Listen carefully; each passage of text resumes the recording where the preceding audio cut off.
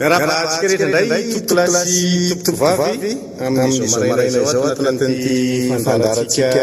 ity makasitaka antsika rehetra manaraka tapaka an'izany fandarana izany. Miaraba nareo rehetra izay tsy manaraka ny fandarana amin'ny alalan'ny fahitalavitra sy ny monjapeo fa amin'ny alalan'ny tambazika tserasera dia isaka lehibe no ataonareo fa afaka izay ezaka izay indrindra fa ianareo any fahatany sy ianareo any ampitan-dranomasina maro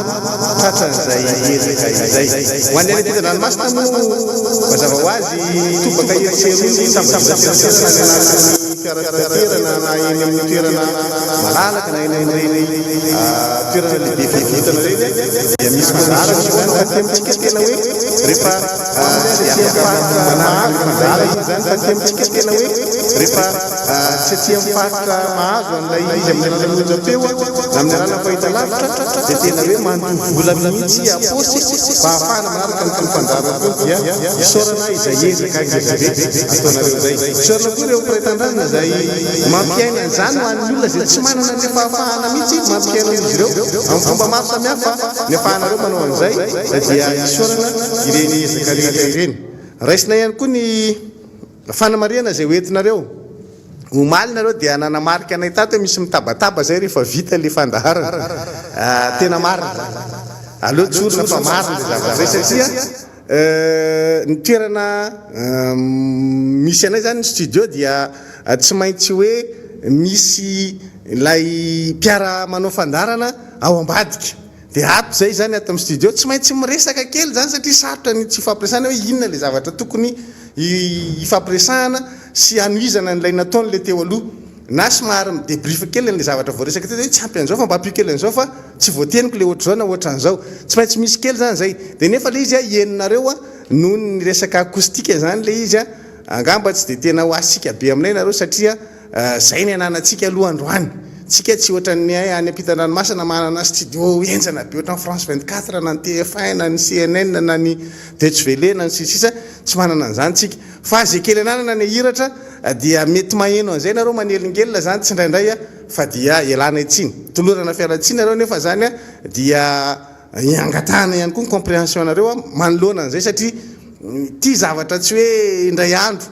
mety aheno an'izay foana nareo zany a dia aleonay zany a tonga dia zao zay mafantatra hoe tsy maintsy misy ihany le mila mifampiresaka kely ao anatin'le izy a mba ahafahana manatsara le zavatra resahana entiny mahatonga an'izany mameno an'izay banga mbola tsy voateny hoe le ohatr'izao tokony mbola voaresahana fa tsy voaresaka dia satria rehefa anao le fandarana zay avy any ambadika miditra eto amin'ny studio eto dia rehefa avy eo be zavatra anatin'ny sainao teneniko ty teneniko ty teneniko itsy teneniko itsy fa rehefa mandeha eto le filinina indraindray sady enjehan'ry famataranandro ry tsy voateny ny sasany dia rehefa avy eo anao zany efa mivoaka eto amiala eto amin'ny plateau vao tonga sainy ohatra adiniko le ndresaka an'le ohatr'izao dia mba mahafisy kely iny dia le mandimby anao zany tsy maintsy omena izy a na an'izay toromaritra zay mahatonga an'le fampiresaka kely fa tsika tsy afaka fa tsy dia atezitra be anareo dia ohatrany hoe misy masika tenenan'izay fa miezaka zay fa manao an'izay ahafahana mampita ny zavatra rehetra tokony fantatrareo arakaraka araksika tsy afaka ezaka lehibe no andotana tazona fandarana tonisa famezaka manao an'izay na eo amin'ny mampitany na eo amin'ny ara-pitaovana na eo amin'ny ara-teknika dia tena hoe ezaka tena ngeza dia ngeza dia ngeza ary isaorana ny olona rehetra miara-mombonantoka ao anatin'izay manao ny ainy tsy zavatra mihitsy a ahavitana nyity fandarana ty ho anareo noho izany a dia akasitrahana ny fifanomezan-tanana ao anatin'izay ho an'izay mandrindra nyity fandarana ity ka zay zavatra zay no angatanay le compréhension avy any aminareo a fa tsy mora ny mitazona fandarantsika ohatr'izao zany mahatonga le misy fahadisom-potoana any amin'ny atsasakadiny satria indraindray ny teknôlôjia tsy manaiky ny zavatra eritreretintsika nefa ianareo tsy maintsy omena fahafapo dia zay zavatra zay a no mahatonga an'izay hoe sady mifehy ny teknôlôjia tsika mifehy ny herinaratra mifehy ny rehetrarehetra no tsy maintsy manao ihany koa zay ahafapoanareo satria raha ohatra ka misy tsy maheno fotsiny nareo amin'iny hoe ny radio efa mandeha fa zay aty amin'ny tambajotran tserasera tsy maheno na hoe ny tambajotran tserasera mandeha fa ny radio ta ohatra ny tsy mandeha arindra daholo zany rehetrarehetra zany a mba ahafahana mampita n'ilay feo a any amintsika noho izany dia mila an'izay fahatsapa-tenantsika zay mba hahatonga ny fandarantsika araka ny tokony ho izy sy hainonareo zavatra tokony ho fantatrareo noezaka lehibe ataonay eto any koa dia tsy maintsy mifanometanana ny rehetra mifandimbidimby atao anatin'ity fandarana ity mba ahitantsika hoe ny hevitry ny maro ny matakadavitra fa raha ho raisina ho an'olona anankiray foana anao ty tsy ho vita ity fa tsy maintsy hoe mila hevitra olona maromaro satria misy zavatra hitako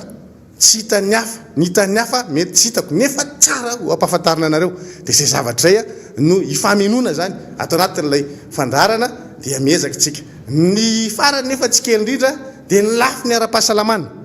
zay tena ezahana hifaraka zay zokony mihitsy satria raha matsikaritra nareo rehefa manao fandarana eto zay dia tsy manao arivava satria maninona mialohan'ny idirana eto amin'ity plateau ty efa raisina daholo ny fepetra rehetra ahafahana mifefa azo idirana tsy manao arivava eto ny ara-teknika rehetra ny rehetrarehetra zany tena hoe ny ara-pahasalamana fehezana zay ka zany rehetrarehetra zany tsy kely fa ngeza ary isorana ny fifanomezan-tanana amin'izany rehetra zany misy nareo le manome emboka ravitsara anay sy anyreny reny zavatra rehetrarehetra mena ampiasainay reny ao anatin'ny fanatsarana n'lay fahafahanay miasa eto tsy misy tahotra zany tsy misy aya satria raha iaya tsika hoe sao dia mahavoan'ny corona lay miasa eto dia tsy misy an'ity fandarana ity fa tsy maintsy voamiditra eo amin'ny varavarana lehibe idirana mihitsy zay dia efa mipetraka daholy ny geste barrière rehetrarehetra hoe ifehezana ny tsy partahany zany virus zany atao anatin'ity studio ity sanatria dia zay rehetrarehetra zay tsy kely fa farany ngeza nefa dia misy tompona ndraikitra manao an'izany zay isoranay tsy hitanareo eto reo olo reo fa ao ambady koa misy olona be da be zany vao mandeha ty fandarana ity fa tsy hoe ny ety ihany ka zay no matetika misy an'ireny zavatra ireny dia zay ny ataoko hoe ezaka angeza be ny atao vao matazona nyty isan'andro eto tsika fa tsy hoe zavatra mora akory dia zay mba ilana n'ilay compréhension tsika rehetra zay manaraka n'le fandarana satria zany rehetrarehetra zany ny olona mifanometanana sy mifanampy ao anatin'ity miara-manonja ity ny loha hevitra zay hoentina eto androany araky ny teneniko maly dia iresaka toekarentsika mialohan'izany nefa dia tsy adininay ny mankahery hatrany ny fianakaviana izay manany marary amin'izao fotoana zao satria araky ny nambarantsika maly dia le resaka taremarka anie dia taremarka sadasada ozytsika ary zay zavatra zay no tonga atsika ny taky maly hoe avoay ary ny isan'ny test vite afahantsika amin'ny teny fa araky ny tokony ho izy ny taremarka zay omentsika io fa noho ny tsy fampin'ny test dia ohatrany hoe vitsy ny hitatsika fa raha tena mitobaka zany ny fanaovana test ary araky ny tokony ho izy na eto andrenivohitra zany na any amin'ny faritany zany dia mihintsika fa mbola tsy io ny taremarka satria misy foana ny marary mahastatotra foana zay avy any amin'ny faritra hoe aty aminay aty amorafeny be aty mainty rano aty anana misy ohatr'izao marary tsy misy test aty fa dia hoe ny dokotera zany no manombana an'ilay aretin'lay olona hoe izy io zay zavatra zay zany mahatonga atsika mametraka hoe lay tsy fampiny ny test dia tsy afahantsika tena manana isa sy taremarka mahitsy sy araky ny tokony ho izy ka zay no mahatonga anay foana hoe mankahery an'ireo zay manany marary mbola andalam-pitsaboana amin'izao fotoana zao ary engany ahazo fahasitranana tanteraka ianareo rehetrarehetra reny manoloana an'izay ady amin'ny tsy fahasalamana izay ary dia tena entina mbavaky nareo ho sitrana daholo satria zay ny raharintsika mba tena hoe ierena amin'ity covid ity zay ambara fa efa miodiody indray ny variant manaraka ny variant zao le izy tena mampivarahontsana mihitsy raha ohatra ka jerena saingy efa ambiakoditra io dia tsy maintsy atrehana zany zay zany ny zavatra azoko lazaina atsika manoloana an'izay ho aninareo zay manana havana ndosy ny fahafatesana dia mirary finoana feno atsika rehetra ary makahery tanteraka fa mafy zany hitasitsapy zany ary tsy mbola nisy ohatran'izao ngamba teto amin'ity firenentsika ity na resaka valana retina nandalo teto na peste zany na choléra fa ny manampahaizana moa miteny hoe tsy mahafinoa ny peste sy choléra izy ity fa izahay dia matsapa hatramy voalohany mihitsy fa mafy noho ny peste sy ny choléra ty valana retina indray mitoraka ity ary dia tena mafy ary mangidy satria namoizana teratany malagasy maro namoizana mpiray-tanindrazana maro noho izany effroyable tanteraka zany dia mirary finoana feno ho anareo zay manamanjo izay eto amin'ny miara-manonja io resaka taremarika io mihitsy manko no araky ny fahitantsika azy engany atsika ho diso tsika moa rehefa manao fandarana zany dia zay mihitsy niraritsika mba ho diso tsika fa tsy ho marina ny zavatra resantsika eto zay amevan'ny olona dia ametrahantsika an'izay mihitsy engany atsika mba ho diso amin'ity resaka taremarika ity zany no antony ilazantsika fa tsy navoasany Madagasikara tao anatin'ilay fikanandoa an-tampony ho amin'ny famatsimbola ny Afrika zay natao any Paris renivohitra satria maninona no miresaka tsika hoe taremarika satria tsika tsy capable manome an'izay taremarika zay tsy adalantsika ny teny foana teto amin'ity fandaharany ity tsy adalan'ny mpanohitra no namerimberina sy nanantitrantitra ary nanindry nametraka tsindrim-peo mafy mihitsy ny filohan'ny fanoerana ny amin'ny hoe asio mangarahara mikasika ny tatitra rehetra zay ataonareo indrindra eo amin'ny taremarika zava-dehibe iakina ny fijeriny zao tontolo zao ny taremarika tsy ny CVO ny mampitodika azy aty fa ny taremarika zay apetraka ao hoe tokony hijery ny Madagasikara ve isika manoloana ny zavatra misy mampalahelo fa za tsy miteny hoe zay ny lahatra satria ozy izy tovinanarina Betsitota zay ministra ny toe-karena tamin'izany fotoan'izany hoe tsy lahatra akory ny fahantrana miombon-kevitra aminy tsy lahatra io fa lahatra natafalatsaka anao tao anatin'ny fianakaviana mahantra zay dia ekeko satria ianao rehefa teraka tsy ny safidy hoe zaho zanaky Razafin-Drakoto na zaho zanaky Razafin-Drabe fa lahatra iny ka raha ohatra ka tampoko ny teraka ianao dia any amin'ilay fianakaviana mahantra ianao niteraka tafalatsaka ao zany lahatra zay fa le fahantrana kosa iny tsy lahatra iny fa lahatra ny matafalatsaka anao anatin'ny fianakaviana mahantra fa tsy lahatra akory ny fahantrana etiko itenenana amintsika hoe ny lafiny ara-toe-karena dia zay no mahatonga ny firenena anankiray hanana ny maizy azy noho izany tsy adalan'ny manam-pahaizana lasa nahazo toerana tamin'ny andron'ny Repoblika faharoa no nangataka rehefa nasiana anjerimanontolo tany aminy hoe asivy taranja matematika aty amin'ny anjerimanontolonay io manko namaivany tompon'andraikitra Madagasikara ty tamin'ireo Repoblika ny fandimby dia nisy olobe foana tao anatiny ireo olobe ireo indrindra fa natreo amin'ny Repoblika faharoa zany dia nanao ny mafana sy mangatsika tatitiko tsara tamin'ny andron'ny Arema aza mba miady amin'ny olobe politika tamin'izany fotoan'izany raha ohatra ka ianao mpiasa-panjakana fa sahan'ny olobe politika tamin'izany fotoan'izany manome 27 ora anao raha ohatra ka misy zavatra tsy mety nataonao za tsy miteny hoe didijadony zany fa nanamaizy azy le olobe politika tamin'ny andron'ny Arema tany amin'ny faritra tsirairay zay misy anazy ka raha ohatra misy mpiasa-panjakana manao kiliolio hoe manao kolokolo na manao tsindrazo lena manjakazaka amin'le faritra misy anazy fa tena vitany miteny hoe 27 ora nomeko anao dia aorinao ny entanao dia baraka ianao ary tena lasa tokoa ny tamin'ny andro Repoblika faharoa aza mba misy zany hoe raha tany otomatsiatra ianao ohatra ny commissaire na commandant groupement na ohatra zany ianao na procureur notran'izay ka ny zavatra tsy rariny nataonao tao miteny le CSR tamin'izany fotoan'izany avy any amin'ny faritra iny dia ozy izy aorony ny entanao anaty 27 ora lasa anao rangaha tsy tavela eo anao rehefa nyteny izy dia baraka ianao zay ny dikany mety nisy nanara loatra an'izay fa nisy lafiny nahatsara an'izay koa tamin'izany fotoan'izany ka reo olobe reo zany tamin'izany fotoan'izany hoe CSR ministre solombavam-bahoaka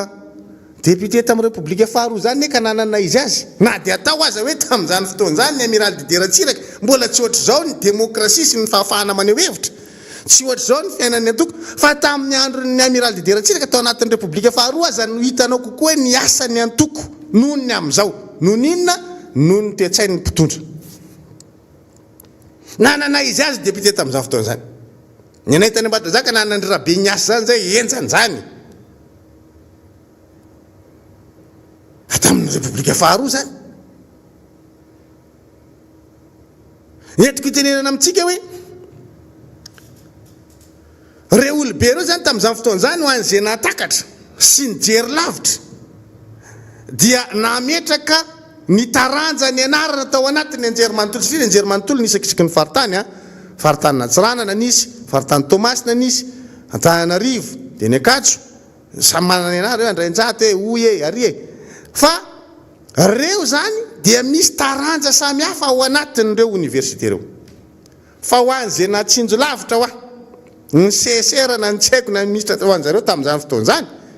dia natakatra hoe ny université anay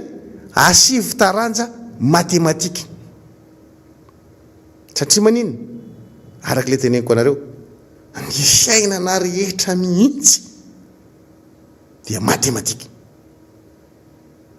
manomboka any amin'ny voateraka ny zanakareo dia jereo fa mahanao kajy io enao raisy reny io kajiny matematika zany ary zay lafin'izay no mahatonga atsika amin'ny teny androany hoe ny lafin'ny toe-karena nge dia eo ampelantanany nisy ambatan'olona fa ny firesahana azy no marisarisa ary betsaka ny tsy mahatsapa ny mahazava-dehibe ny lafiny ara-toe-karena dia ararotin'ny mpitondra zany fa matoy teti-bolam-panjakana io natao hoe lalàna dia zavatra anankiray ngezabe zany fa naninona tsy natao fotsiny hoe tonga dia navoaka ny ministera iny nataony hoe arrêté na tsy fantatro na tonga dia nataony fotsiny ty ny teti-bola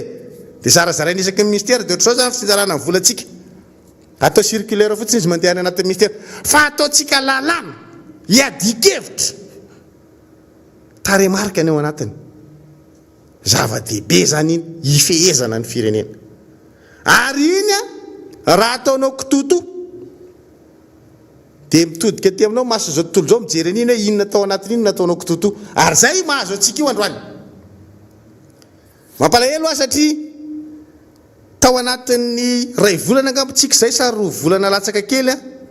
dia nanao fampitahana amin'ny Madagasikara amin'ny nosy Comore foana dia indrisy fa resy foantsika zahay ty malazainareo fa resy lava fa ianareo mpitondra resin'ny Comore lava mbola resy ndraiky ianareo takanareo tsara ngamba zavatra tiako teneniny zany anareo mpitondra hoe inona indray nandresen'ny Comore anareo Comore isan'le voantso any amin'le feonana tampony ny filoha comoriana nanao palitao nakany fa tsy nanao an'le sarebareba iny mihitsy naseho any amin'ny Madagasikara hoe ny amin'izany zao zahay rangara voasa ty ianao sy ny fandokona orange ny tanànanao taraiky eto mahagaga resy ny comoriana le filoha comoriana mivady mihitsy no nyraisina ry tena nomeny olona ny aja sahazo anazy mampite hisitsika any ambany farafara mihitsy zay ve zany tsisa ny lanjan'ny Madagasikara ty amin'ny ranomasina Indiana Comore ndray ny misongadiny ty raha 10 taona lasa tsisy nieritreritra an'izany Maurice zany efa tsy resahako Maurice zany efa tsy tratratsika zany efa aza asina resaka veriny ianao fa Comore eto ny resaka nandeha teny amin'ny sopiara milomboka tamin'ny herinandro lasa teo ngambiny raha tsy diso maro moa zany le koro maraka ny Mazengara eo sy raha reo dia karakory ino kabary tsy kabary hoe karaha io kamo zahay mbola mikorana eo avy la olo Comorien iny avy any tabatabandreo am'izay la olo Comorien oa nareo Comore makaraha ty zany teny anao moramora tsika zao resy anao mangina mangina na tsika resin'ny Komoro, tsika zao io resin'ny Komoro. Tsika fa tsy capable koa mitenir tetin'ny Komoro zao. Reo fa sapa aloha tsika efa lasa lavitra. Komoro zany efa mandilitra Madagasikara fa ela. Tsy nikorana koa la olo iny koa fa natao kazay marina zany. Farany nalaiko masikitako za sapo nandeha koa fa tsy possible. La olo Komoro nefa commencé mizesta, nareo le tsy apinanay. Logika zany. Olane mamaky. Tsy raha draba. Zay le taremarika miteny. Hitany zava-misy eran-tany. Io tsika fa tsy voasa ary zao io ko. Ny olona voasa. Dia apetrao ary ny fanontaniana fa maninona zany Komoro ny voasa fa i Madagasikara colosse mendiant. Géant commandeur tsika. Mpangataka lava. Anara fotsiny nosy be ngeza be ty fa tsy mezan'ny olona.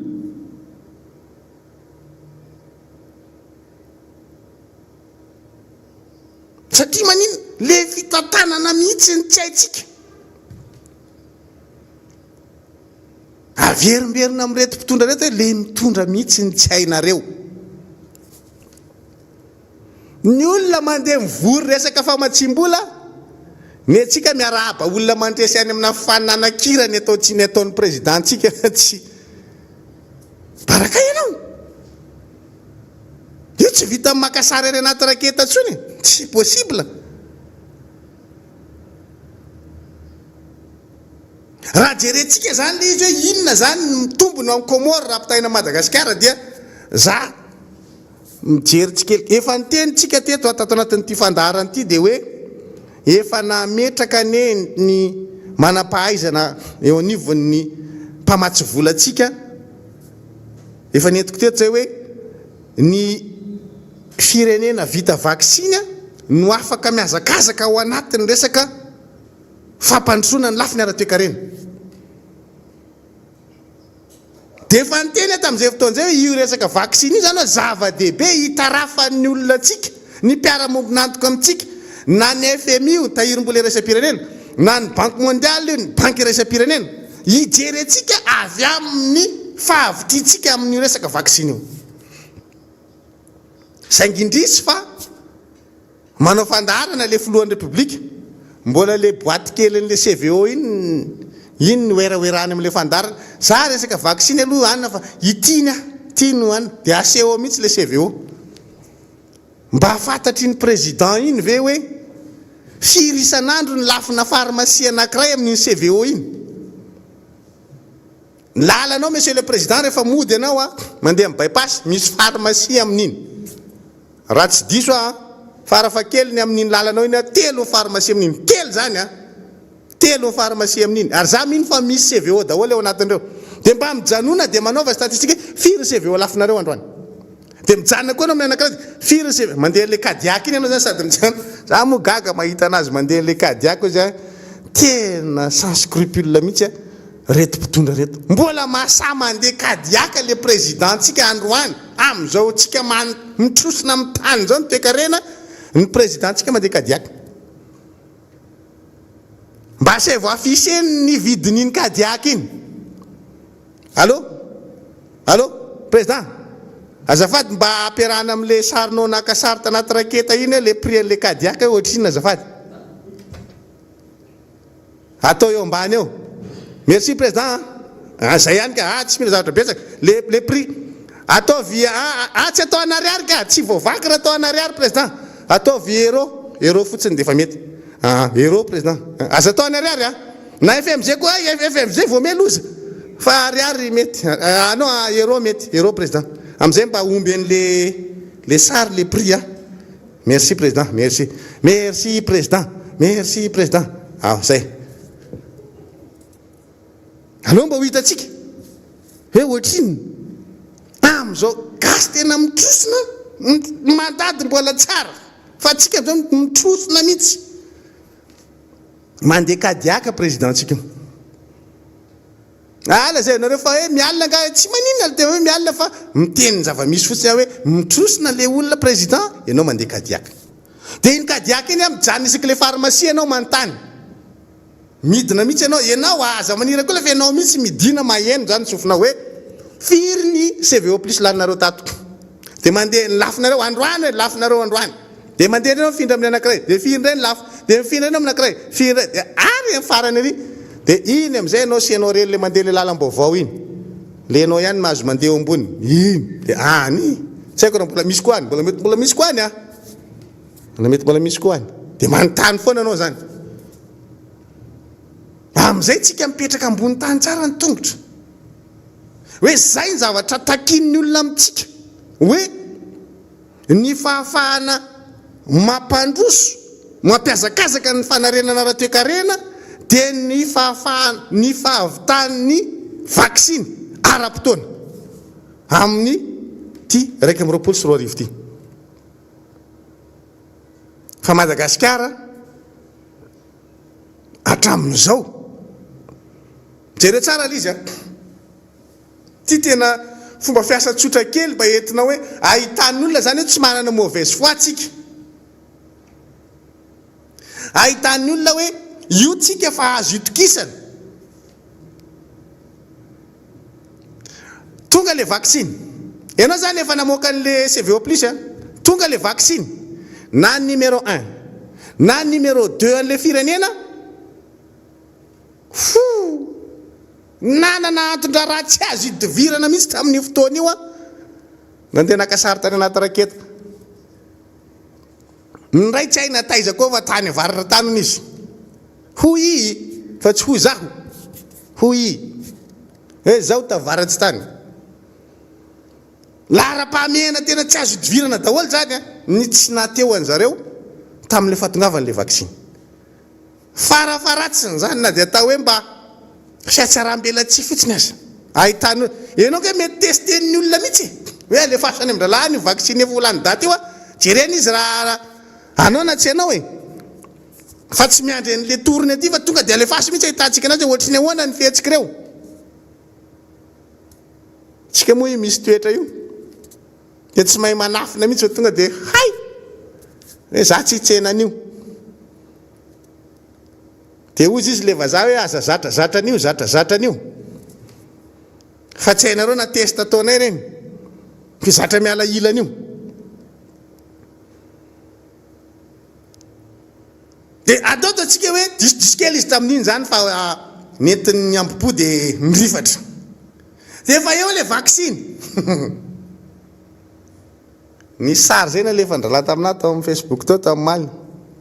Tsy tianao vaksiny le tompona ndraikitra dia mody mitsindrina. Seraingy vidaka iny. Dia mody mitsangana izy dia mitehatehaka be merci. Ohatrany hoe nanao. Hay nisy nahazo sary tsara dia nataon'olona anaty boribory menamena hoe ahoany ty. Afa baraka. Tonga indray le vaksiny. Sady efa tsy nitsena. Atao le fanaovana le vaksiny. Le tompona ndraiky mpanjakana rehetra. Maharisarisa hanao an'le vaksiny. Mba varavatsy zany anapotranao eo maso zao tontolo zao hoe ekena re. Fa vaksiny moa zany tena hitarafanareo anay a. Dia io ary zay na dia tsy nitsena. Fa mba mazotozoto zay manomboka. Atao hoe tsy le filony manomboka azy. Fa mba le prime ministre io e. Dia io le ministre rehetrarehetra ao anatin'ny gouvernement e. Dia misesy zany le izy. Miafina ambadiky le hoe tsy terena moa zany ny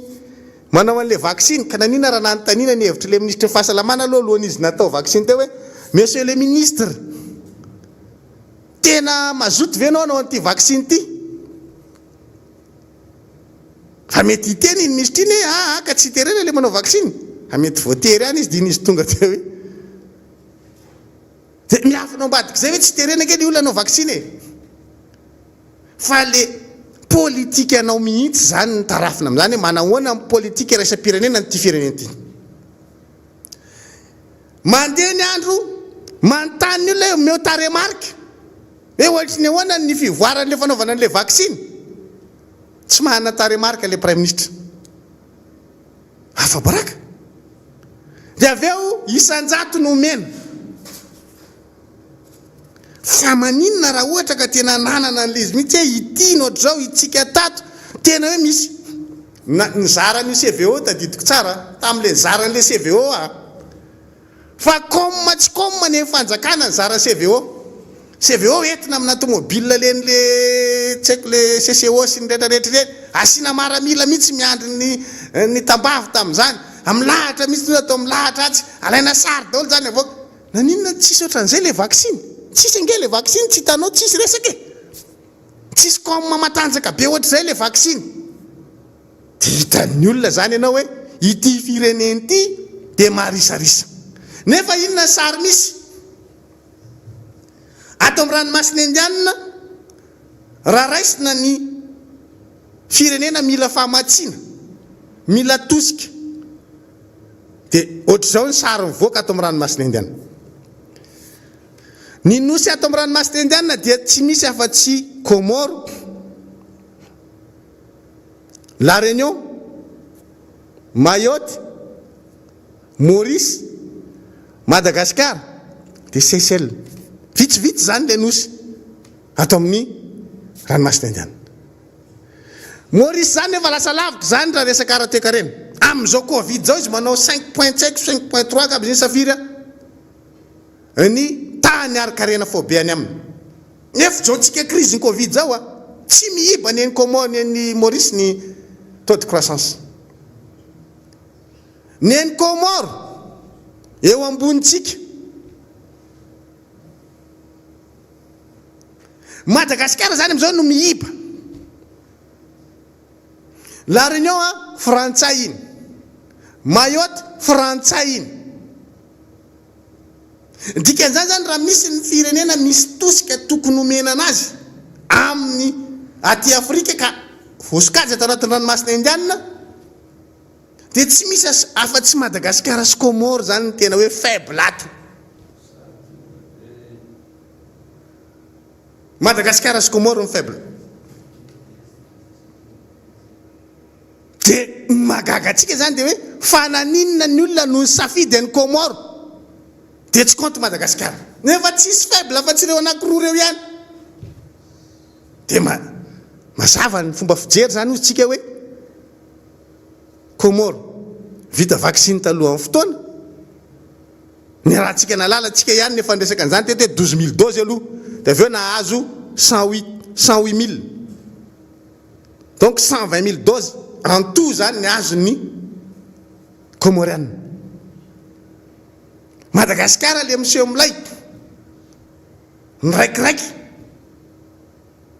tapoko nomeny olona 250 000 mbola miavy tsy feno taraiky tsika zany andao jerentsika indray ny lafiny ara-toekarena hoe manahoany zany Comore raha pitahina Madagascar za moa teto efa niteny anareo hoe tokony ho jerentsika mihitsy ho fampitahana eo amin'ny tahan'ny fiarikarena manodidina ny reto firenena anankiroa reto dia Madagascar sy Comore zany satria Comore manomboka mandingana amin'ny Madagascar amin'izao fotoana zao dia za rehefa tena nandinika an'le izy izy hoe be loatra le ampon'le gasy fa tsy lasa lavitra amin'le taranja ary tena mampalahelo ny zava-misy satria raha ohatra ka nataontsika hoe lafa fanatanjahantena ny resiny Comorianina tsika ohatra mbola azo eritreretina ihany hoe resaka fahavitiany amin'ny fanaovana vaksiny mbola azo eritreretina ihany fa manomboka miditra any amin'ny resaka ara-toekarena tsika loza mitatao zany ary mila tsy mikipitsony ny masitsika voaka malagasy mandinika an'izany satria zavatra anankiray tsy tokony ho raisina maivamaivana zany zany tranga zany inona zava-misy tsika ny raha mijery zany tsika amin'ny akapobeany dia saika tsara foana fifandraisana teo amin'ny Comorianina sy ny malagasy ary tsika za tena nametraka mihitsy hoe ny fisitsika no mahatonga Comorianina afaka manana maizy azy satria niankina amintsika zany Comorianina zany. Fa zao raha jerentsika ny tahan'ny fiarikarena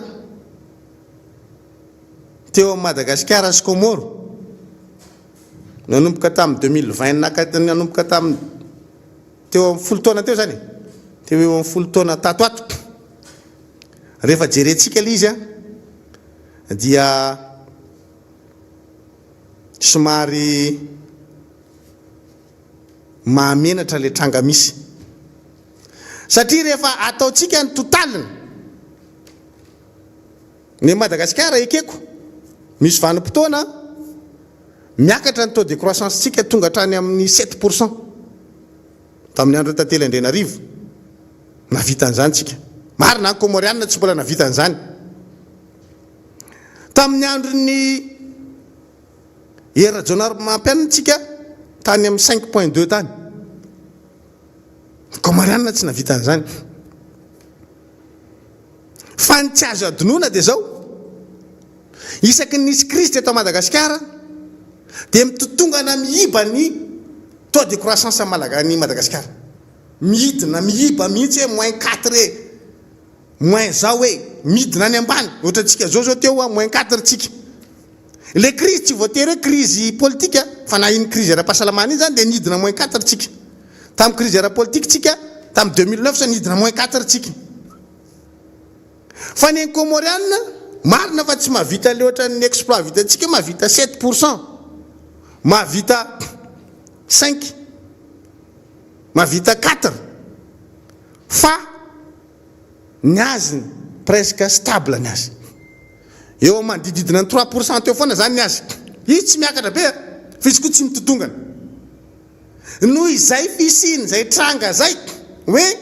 le tany arikarena faoben'ny Comorianina tsy midina miiba mihitsy, ny azy tsisy miiba mihitsy fa miabo foana. Dia rehefa atambatra io resitsika ery amin'ny farany. Ho an'ny mpahay toe-karena afaka manao an'izany kady zany ary afaka manamarina an'izany hoe firy ny fitambarana io ary amin'ny farany ery. Satria resitsika rehefa natotaly le izy dia resitsika. Omeko taremarika vitsivitsika nanomboka tamin'ny taona 2000 dia ohatrohatr' zao zany ny fiaingana zany amin'ny ankapobeny zany raha ohatra ka atotaly zany raha ampitahina zany ny taux de croissance ny Comoro sy Madagasikara dia Madagasikara rehefa natambatra nanomboka tamin'ny 2000 hatramin'ny 2021 atambatra tsika zany le taux de croissance amin'iny dia amentsika hoe firy moyenne zany ao anatin'izay hoe miakatra miiba miakatra miiba dia ny Madagasikara 0,8%. Zay zany ny fitambarany manomboka taona 2000 no makaty zany tsika. Zany hoe eo amin'ny 20 taona mahery kely eo, raiky amin'ny 20 taona eo ny tany arikarena fa be Madagasikara zany raha atambatra en moyenne 0,8%. Ny ainga tany amin'ny 2000 hatramin'ny 2021. Ny Comore raha atambatra ny ainga tamin'ny 2000 hatramin'ny 2021 2,8%. Ngeza zany 2,1% zafady 2,1%. Zay ny Comorianina ny taux de croissance zany raha atambatra ny ainga avery amin'ny 2000 taona 2000 ka hatramin'ny raiky amin'ny 20 sy 2000 2,1% ny anazy ny taux de croissance. Tsika 0,8. Resy lavitra mihitsy tsika. Mampite isitrika eky. Azafady rahalahy Comoriana resy zay. Noho n'inona noho ny tsy fahaizan'le mpitondra. Ary rehefa jereny reo rehefa jerena reo taremarika azonareo mariny zany nareo amin'ny ministère fitantanam-bola fa sady teny delina kely engane zaho aho diso mihitsy raha diso zany teneniko zany. Atambaro manomboka 2000 hatramin'ny 2021 ny Comorianina ny Madagasikara. Fa resy tsika tompoko 2%. Resy 2% tsika 2% mbola mahery kely ary zany. Maninatra. Fa raha raisina isaky ny mpitondra io hoe tamin'ny andro nisy tsika ny tena resiny komorianina allô allô allô alasa izy teo allô président tamin'ny anao mitondra nge tsika ny resiny komorianina foana isaky ny anao mitondra dia resy foana tsika asevy manamarina i ministre Richard Le Popman fa marina zany teneniko zany monsieur le président isaky anao président dia resy tsika isaky ny fotoana tondrana le matoandro Rajoel no mitotongana farak'izay ambany io taux de croissance atsika io ary resiny Comore farak'izay zokiny rehefa atambatra zany hoe satria nanomboka tamin'ny taona 2000 atsika eto no resaka hatramin'ny 1.4 atambatra zany le fepotona tondrany ny amiral Didier Ratsiraka tsy resiny Comore tsika natambatra ray ny période nitondrany nisy nidina tamin'ny nidiran'ny président Ravalomanana teo amin'ny fitondrana nitotongana ambany fa tafakatra ni rehefa aveo dia atambatra ny président Marc Ravalomanana mbola tsy resiny Comore tsika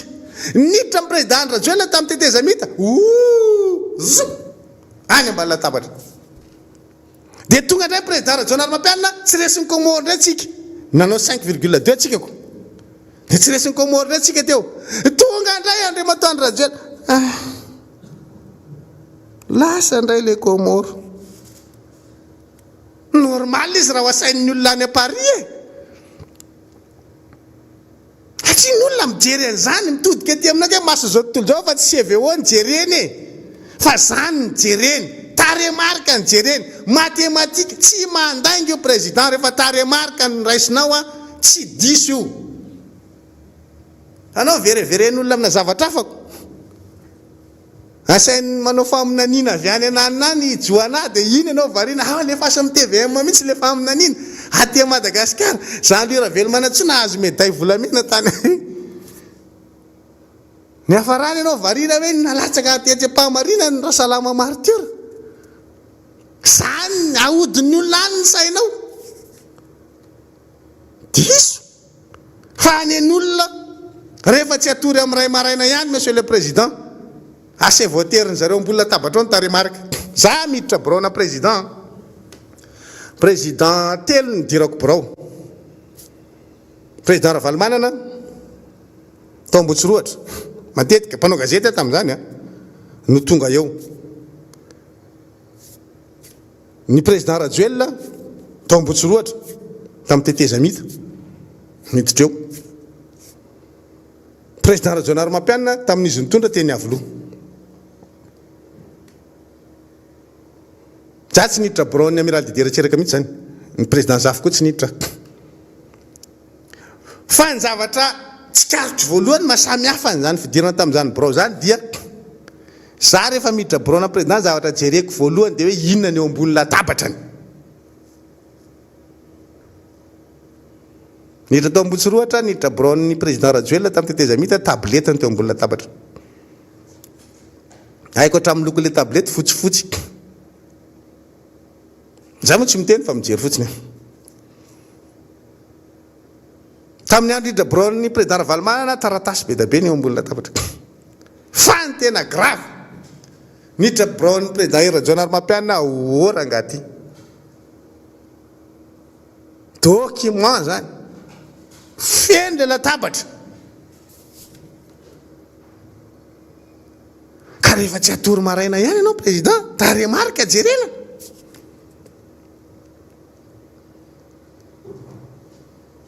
manamarina ianao hoe ahoany ty taremarika ty inona ny ambarany ty ianao nge président de république zany afaka miantso olona mafehan'le taranjy atsony izy hoe aza vao amiko reto fa tsy ohatry zany ny zavatra mahazo atsika etiko itenenana amintsika hoe matoa zany androano hoe asain'ny olona le Comorianina dia satria ny olona mitaratra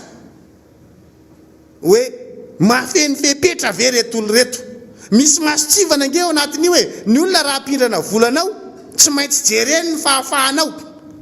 mitatana an'le vola ny fahafahanao mandany sy mampiasa an'le vola ny tsika omena famatsim-boly tsika tamin'ny Covid na anao tatitra niny ary tsika milaza tsika farak'izay fetsy sahirana ny olona ne mahazo ny tatitra avy amin'ny fanjakana malagasy hoe ame hoe ny tatitra nampiasanareo an'le vola nomena anareo tamin'ny Covid miodikodiny tsika miala amintsika tsikelikely ny fatokisan'ny olona alefa ndray vaksiny efa tenen'ny olona io ny antoka miodikodiny tsika miala amintsika tsikelikely ny fatokisan'ny olona ary ny mahagrave an'io dia ity rehefa ianao zany tsy tafiditra anatina fanasana ohatran'io mba ray saretsaina eny anatina fianakaviana anankiray ianao dia misy mariazy hoe misy fampiakaram-panambadiana tena le ataoko hoe lehilahy matoa ao anatin'ny fianakaviana no navoaka ny soratra dia ianao tsy ao anatin'le fanasana mametra-panontaniana ny olona nefa ianao milaza hoenjana ao anatin'le fianakaviana za mihitsy ny tena iakina nyity fianakaviana ity fa raha tsy misy anaty fianakaviana ity reraka nefa mandeha le fanasana manontany teny olona fa aiza le rangary dia ozy ny olona izy tsy nasaina ka izy tsy anatin'ny olona manatrika an'ity dia fa ozy ny olona misy dikan'izany raha ianao tsy voasa amina zavatra ngeza be ohatran'ireny misy dikan'izany mamaky ny olona hoe inona mivakan'izany ary ny grave dia ity rapitso rafaka pitso andeha ny fanampiana andeha ny fanosehana satria tsy fandanja mihitsy io ny antony dia zao jereo nge famatsiana omen'ny Amerikanina ny ao aminy amin'ny fandrarahana vokatry le fisian'le Covid vola be tsy toko tsy firoana jereo ny Frantsay ny famatsian'ny kompania pitaterana kompania tsotra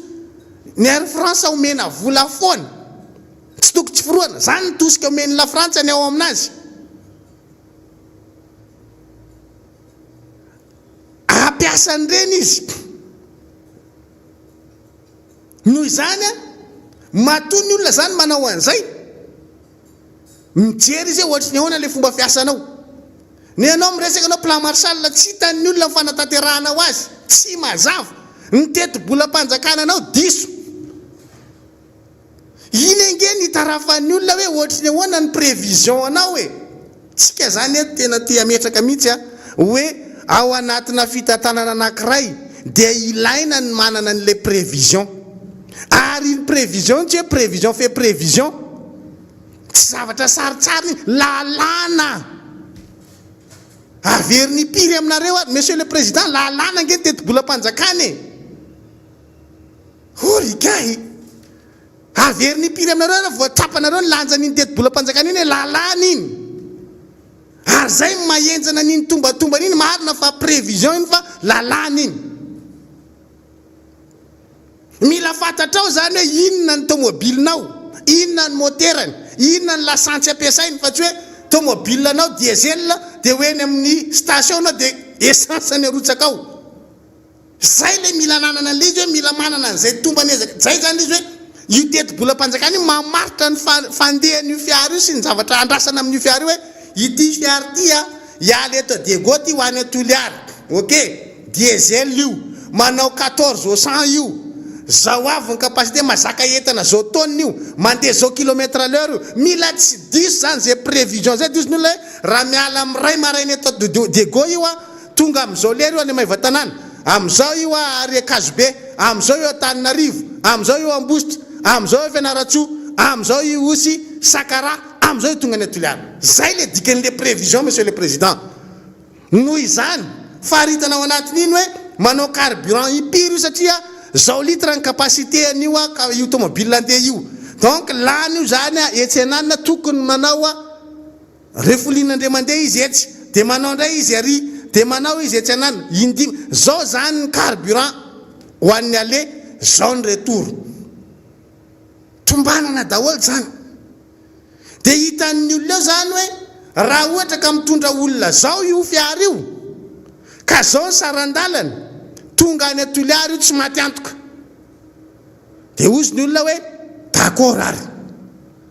satria misy mpandeha raisinareo etsy dia misy mpandeha raisiny eto dia ary ohatra zao aty zany le tombana rehetrarehetra monsieur le président zay nge io teti-bolam-panjakana io ohatra zay raha ataontsika sary fa ny anareo bus be le izy andeha moteur itondranareo anazy de chevaux izy zany mety tsy tonga Tananarivo akory de hoe solondra aloha le moteur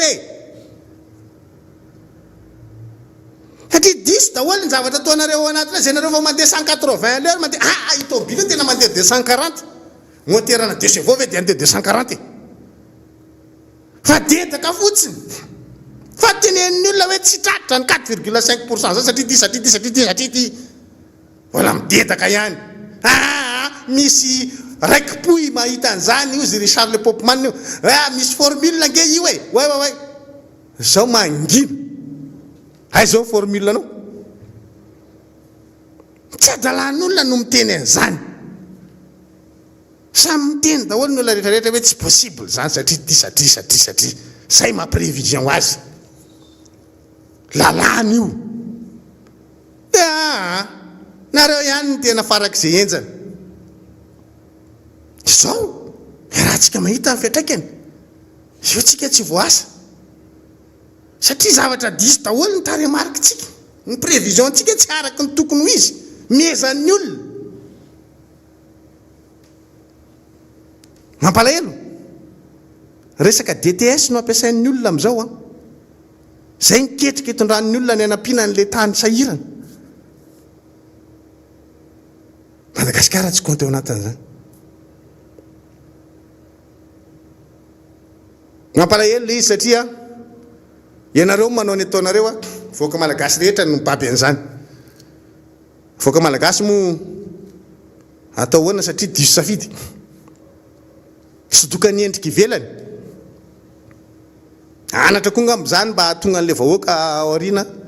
tsy hinana ambolony intsony rehefa tonga fampelezan-kevitra hoe fantaro aloha le olona ary za eto de tena manindro mafy atsika vahoaka malagasy zay le resaka hoe satria misy spectacle ngeza be de tongotsika de hoe inona mety fa say vo miteny re olo reo hoe inona le zavatra hoentinao ahafahana mamadika an'izao fari-piainatsika zao ho lasa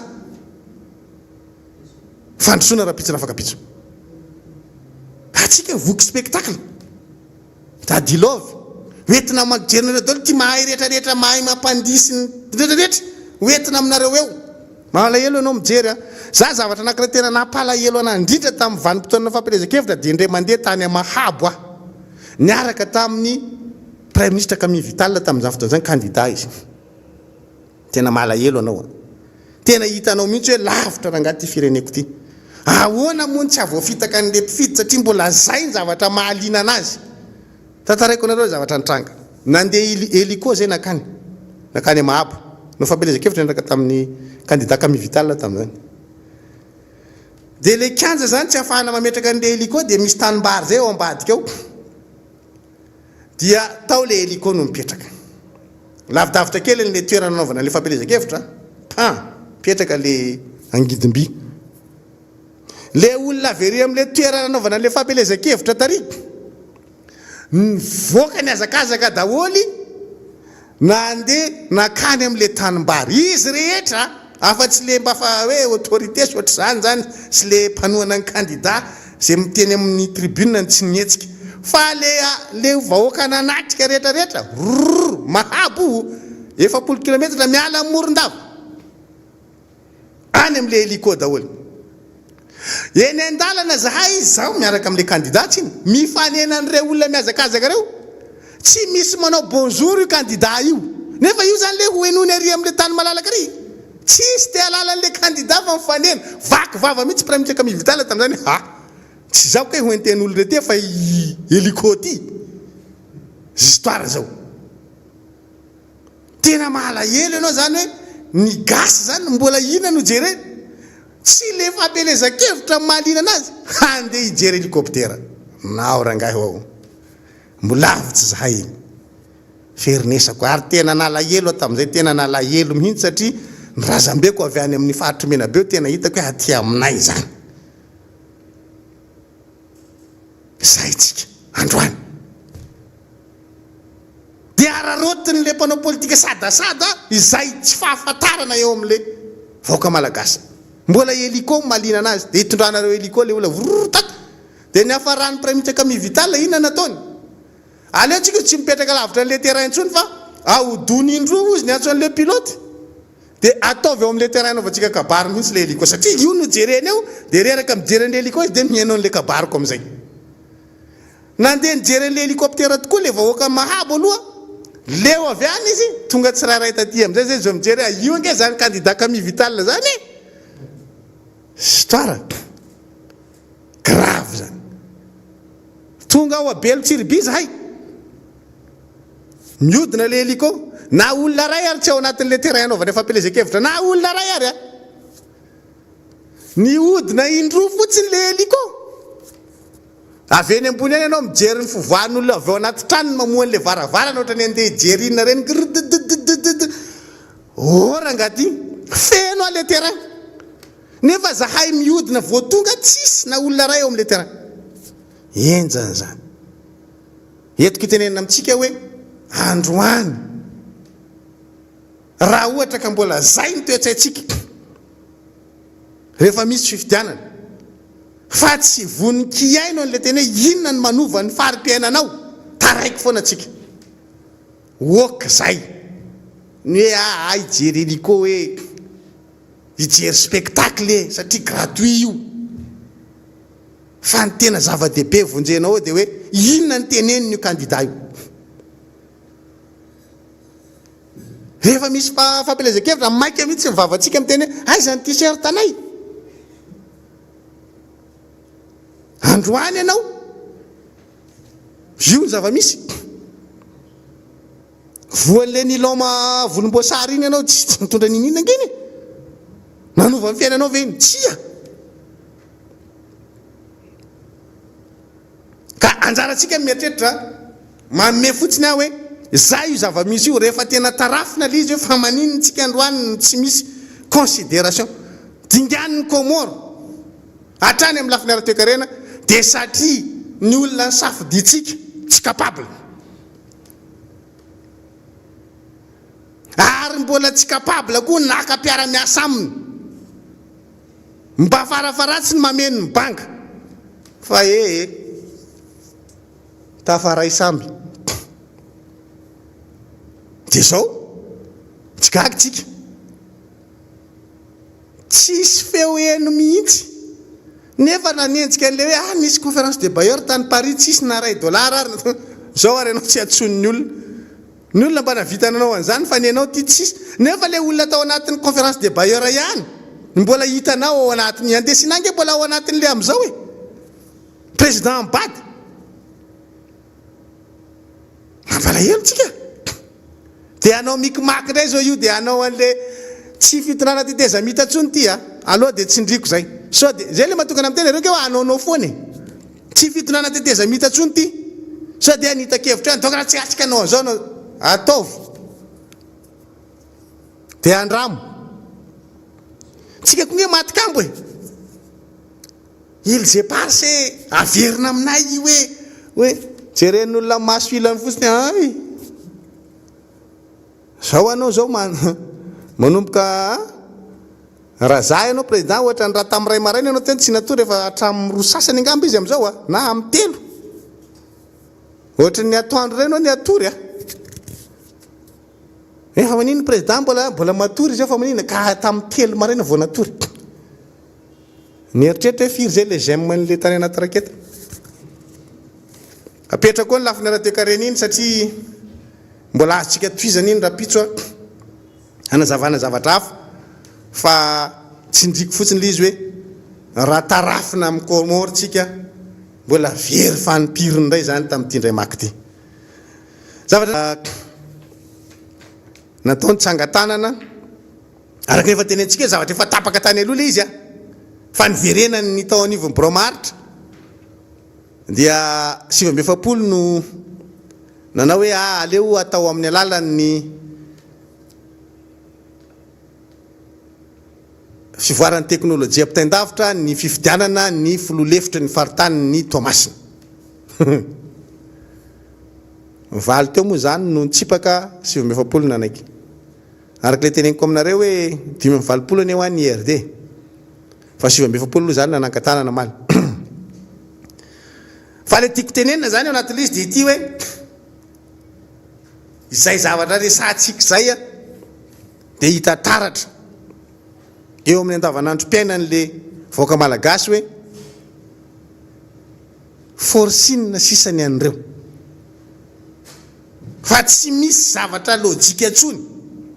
ny zavatra efa nylaniana ary tamin'ny andany an'inga tsy hoe ny IRD na ny team marery na ny GPR rery nanao hoe andao alefatsika eny amin'ny CCI zany zavatra zany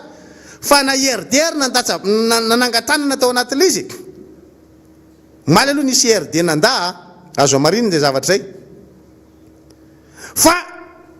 ny rehetra zany dia natsapa hoe tokony hojerena eny amin'ny CCI zany fanaovana an'izany latsabato mihafan'izany hifidianana n'ilay filoha-lefitry ny faritany Tomasina fa io maharak' le tenentsika hoe matanjaka be le solombavam-bahoaka tena zay ry mendrika azy zany le akanjo e raha ohatra ka na tena sur mesure mihitsy hoe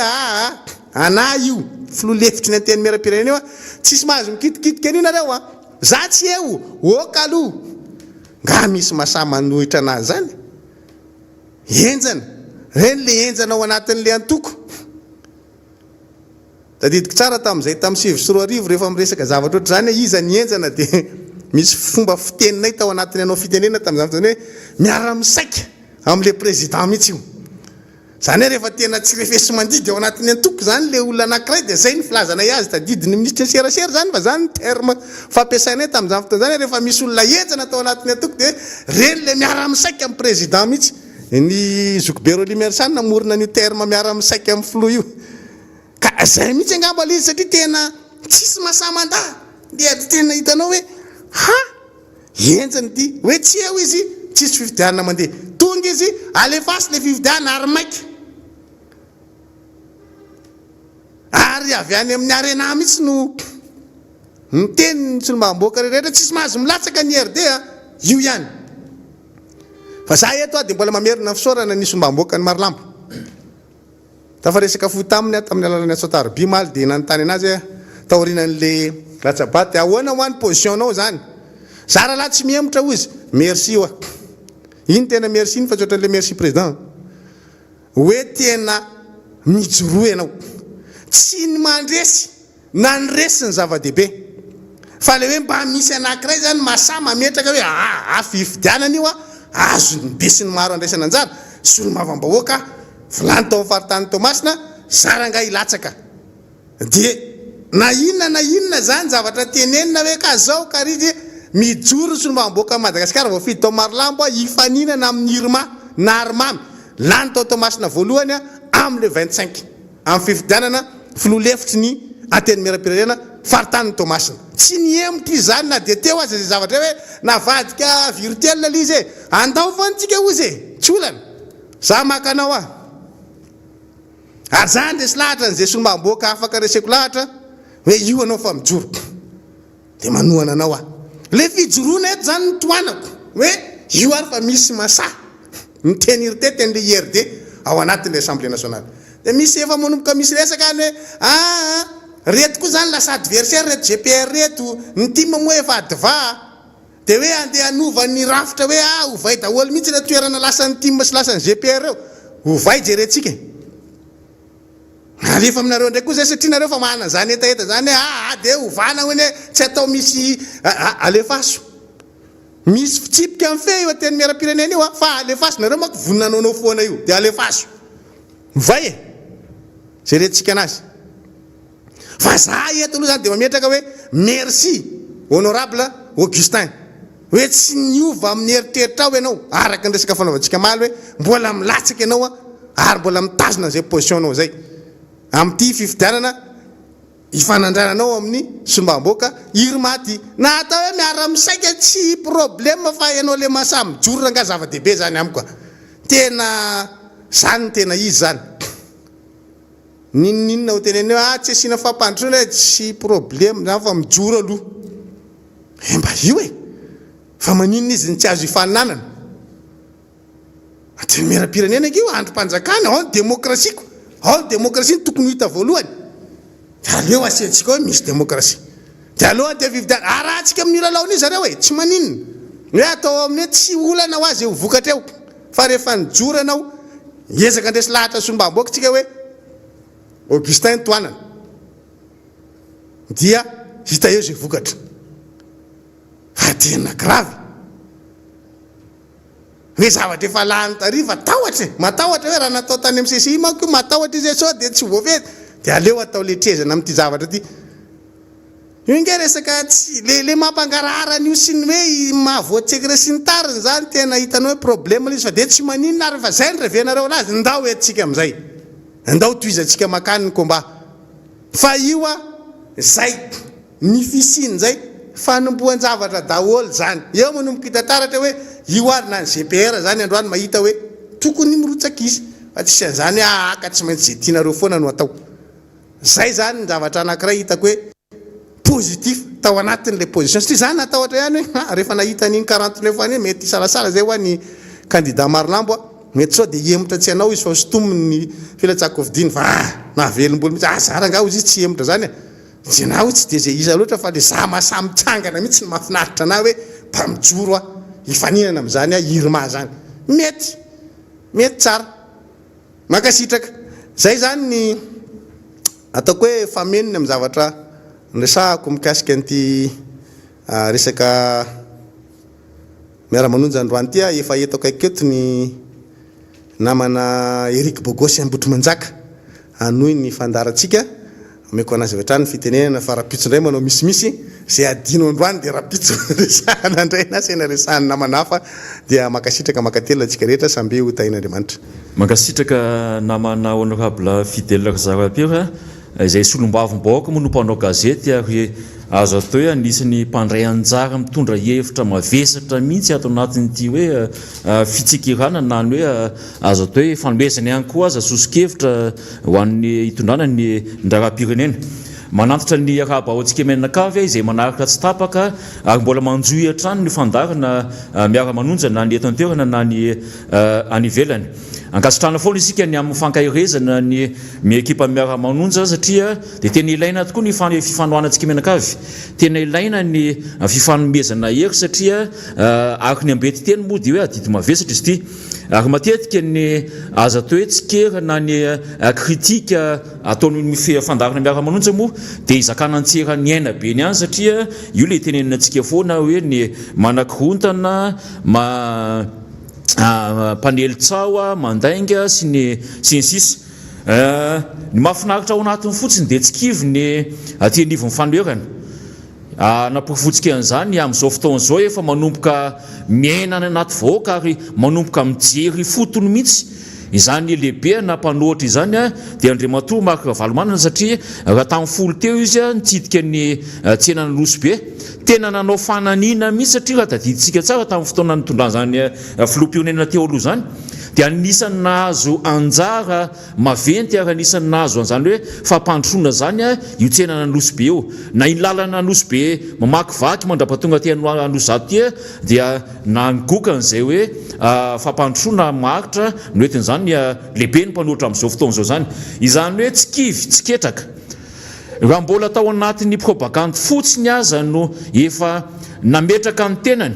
na nindraindra tena le filoham-pirenena amin'izao fotoan'izao tsy mahagaga ny hoe raha lany ako dia enao no ataoko lehibe amin'ny mpanohitra io moa nisy lalainy tahaka satria raha hitantsika tsara ny fifaninanana firotsahako filoha tamin'ny fotoan'andro ny tany Lafrantsa dia izay le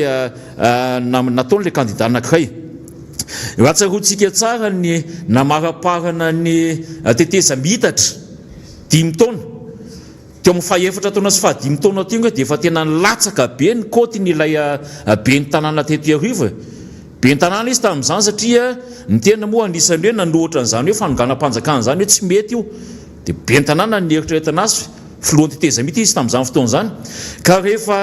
tratra n'ilay niny zany hoe tsy fafahany sy andriamatombaraka valomanana ny latsaka dia nalolotra ny ngahera jonako mampianana izay vao nitondrana fa mila belarina teo efa mba nisokatra ny fifandraisana satria ny nanarina an'izany dia tena tsy mora mihitsy tao anatiny hoe fitetezana ny fireneny dehibe ary efa nanomboka nazo n'ilay reconnaissance narina teo ampelantanana tao anatin'izay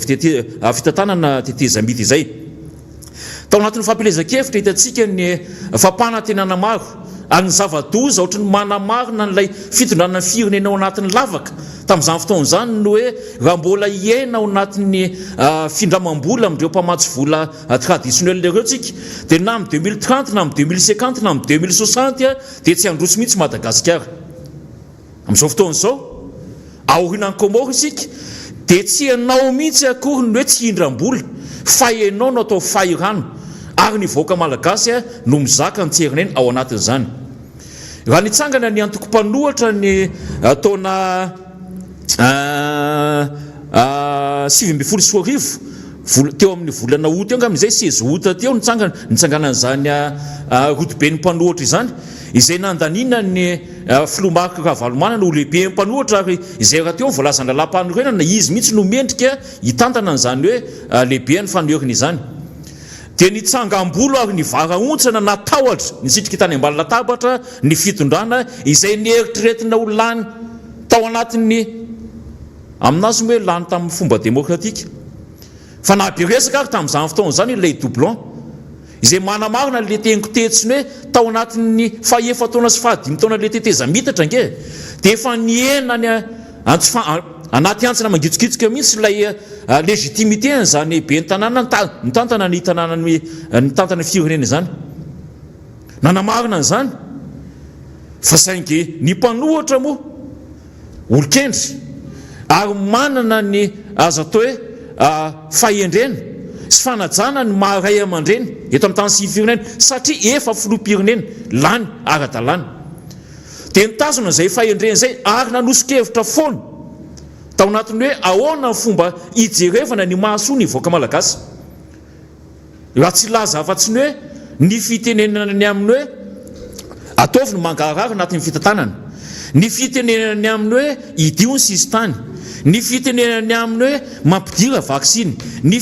be dia be ny zavatra nyteneny ny mpanohatra na tamin'ny alalan'ny lehibe ny mpanohatra na tamin'ny alalan'ny ainao manjery ihany koa zany ohatra fanetana anatin'ny miara-manontsy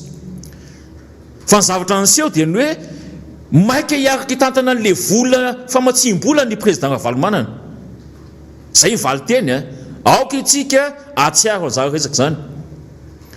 nitsangana ny teo anivon'ny Sénat izay mbola Sénat ara-dalàna moa tamin'izany fotoan'izany tarerin'ny Andriamatoa Rivo Rakotovao dia efa nilaza ihany koa ny tsy fitesina ary nampatsiahy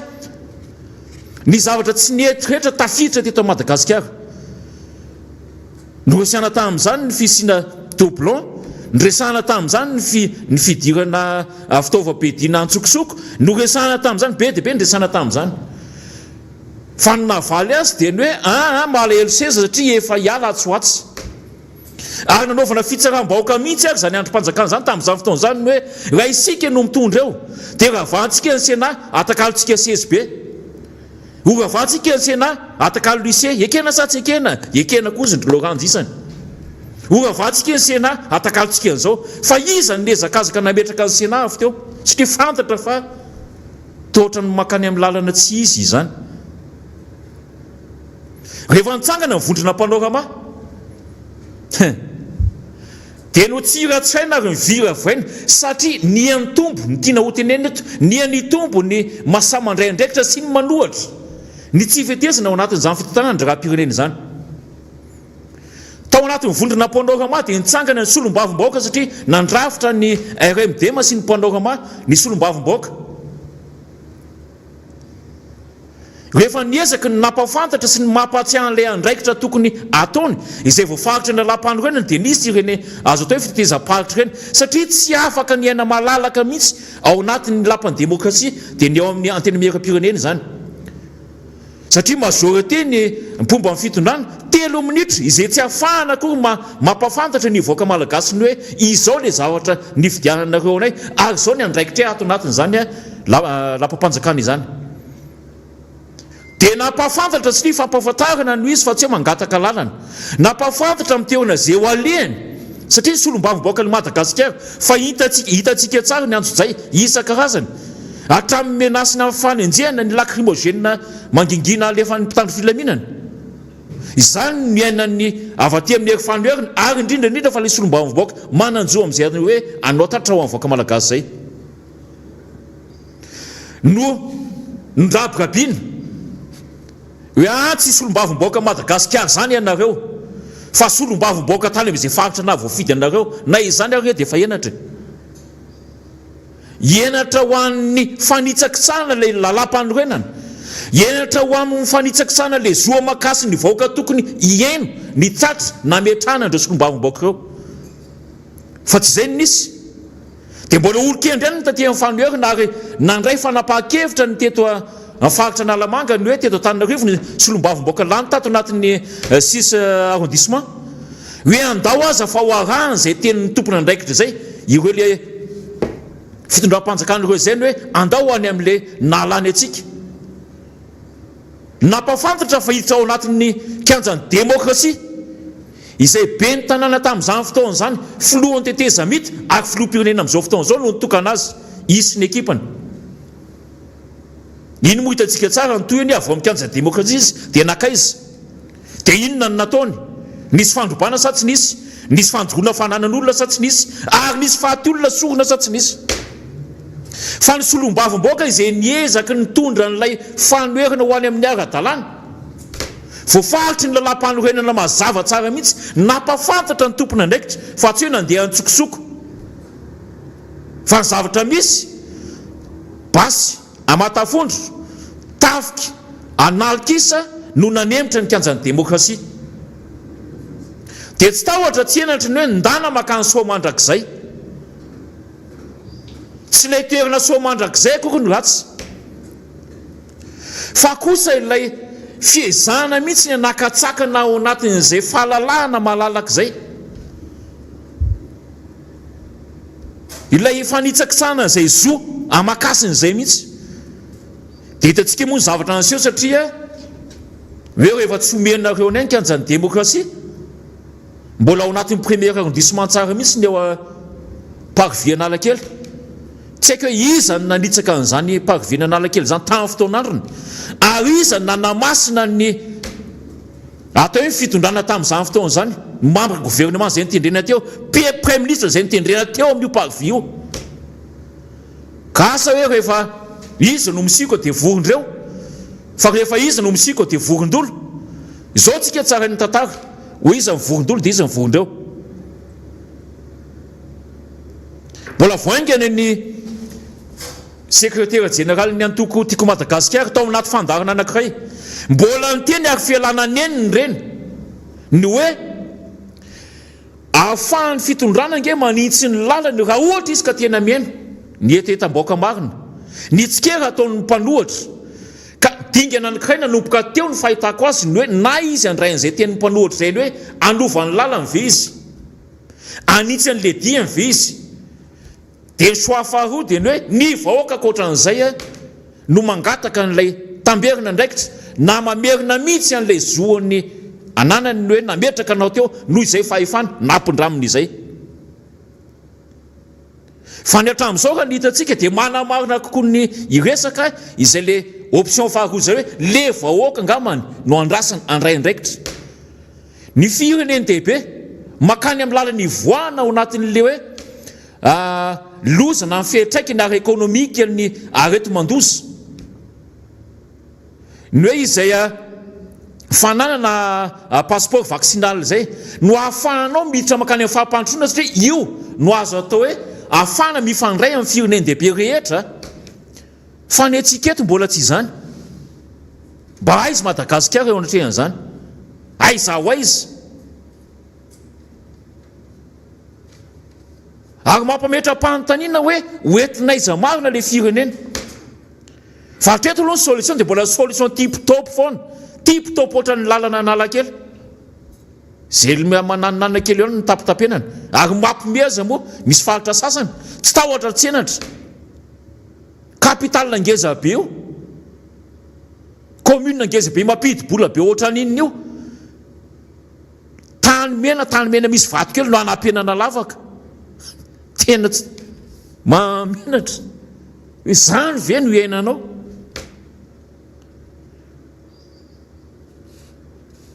aroka ho tsapantsika tsara tsy ho diso fijeritsika ny ao anatin'ilay azo atao hoe sommet sur l'économie africaine io isika moa efa sangany aty Afrique dia tsy natsony ny olona tsony fa hatramin'ny président de la transition ao Mali azy manatika an'izany sommet ngeza be zany ao Frantsa izany dia so misy mandika vilany ny hoe ka amin'ny frantsay tsika efa hiala amin'ny frantsay mety ho marina zany fa mandiso an'izany Nations Unies nge ka ao ny Banque mondiale nge ka ao ny fireneny dehibe rehetra nge ka ohatra ny Amerika mampivoandreo firenena afrikaina reo manala azy ao anatin'ny fahalovan'ny fahantrana zany manala azy ao anatin'izany troso tsy ho amatany maika ohatra ny antsika eto zany fa isika dia miseho amin'ilay satria sangany aty Afrika mpanondrana fanafody mpamatsy volan'ny Komoro dia tsarain'ny olona ary tsika ny tokony tsara tena ny zalaso any mifosafosa fotsiny ary reza ty le mpanondrana CVO laza hitako an'izany mifosafosa fotsiny zao le firenena afrikanina mitovy amintsika eny hoe areza le mpamatsy volan'ny Komoro na mifantany hoe nanahoana ty le CVO plus tany amin'laisany ienatra ho atsika zany tsy ny fitondrana irery ihany no mitondra ienatra fa nivoaka malagasy iray manontolo ohatra ny hoe rehefa mandresy ny bary dia malagasy rehetra mamoaka saina eny Analakely mamoaka saina eny amin'ny hôtel de ville ny Tamatave sy any Dego izany hoe le fierté nationale mihitsy fa ny amin'izao fotoana izao honte c'est la honte nationale dia hiezaka ve isika hitovy hitsikombakomba amin'izany fotom-pisainana zany sanatry ny vava tena mahamenatra ary tsy arakaraky le tany be le nosy ngeza be ahoana hoe zany hoe nahafaly sy hoe nireriana tamin'izany fotoana zany fony mbola mpianatra dia efa hoe anisan'ny grand île anisan'ny nosy ngeza be ary anisan'ny nosy manaka reny indrindra hitantsika teo tsara ny fitombony araka rena tamin'ny tantanan'ireo filoham-pirenena teo aloha izay nresahany namana solombaviboaka teo hoe tamin'ny fitondran'iza mba nanahoana fitombo zany araka reny zany ary ny amin'izao iainantsika zao ary ny zava-tozy efa nitantana ilay olona tao anatin'ny teteza mita 5 taona be zao zany hoe efa mandara izay fa dia nipira noho nisy tao anatin'ny teteza mitatra azy mbola iainantsika amin'izao fotoana zao satria tsika izao efa fitondrana ara-dalàna araka ny lalam-pandroenana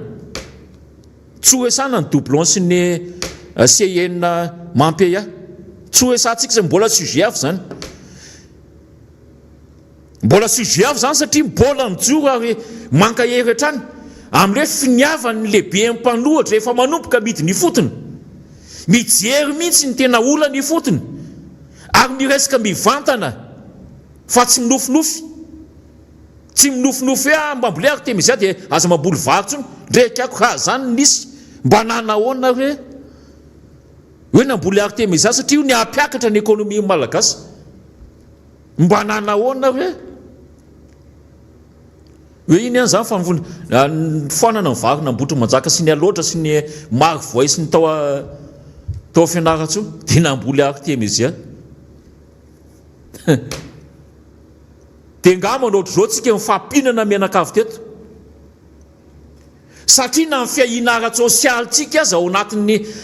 loza azy atao hoe loza tsy napozina ohatran'izao tsy misy na ny filet de sécurité ny atrehana zany aza tsy misy ary soia moa ny tena fefandresaka an'io tamin'izany fotoana zany fony mbola niady an'io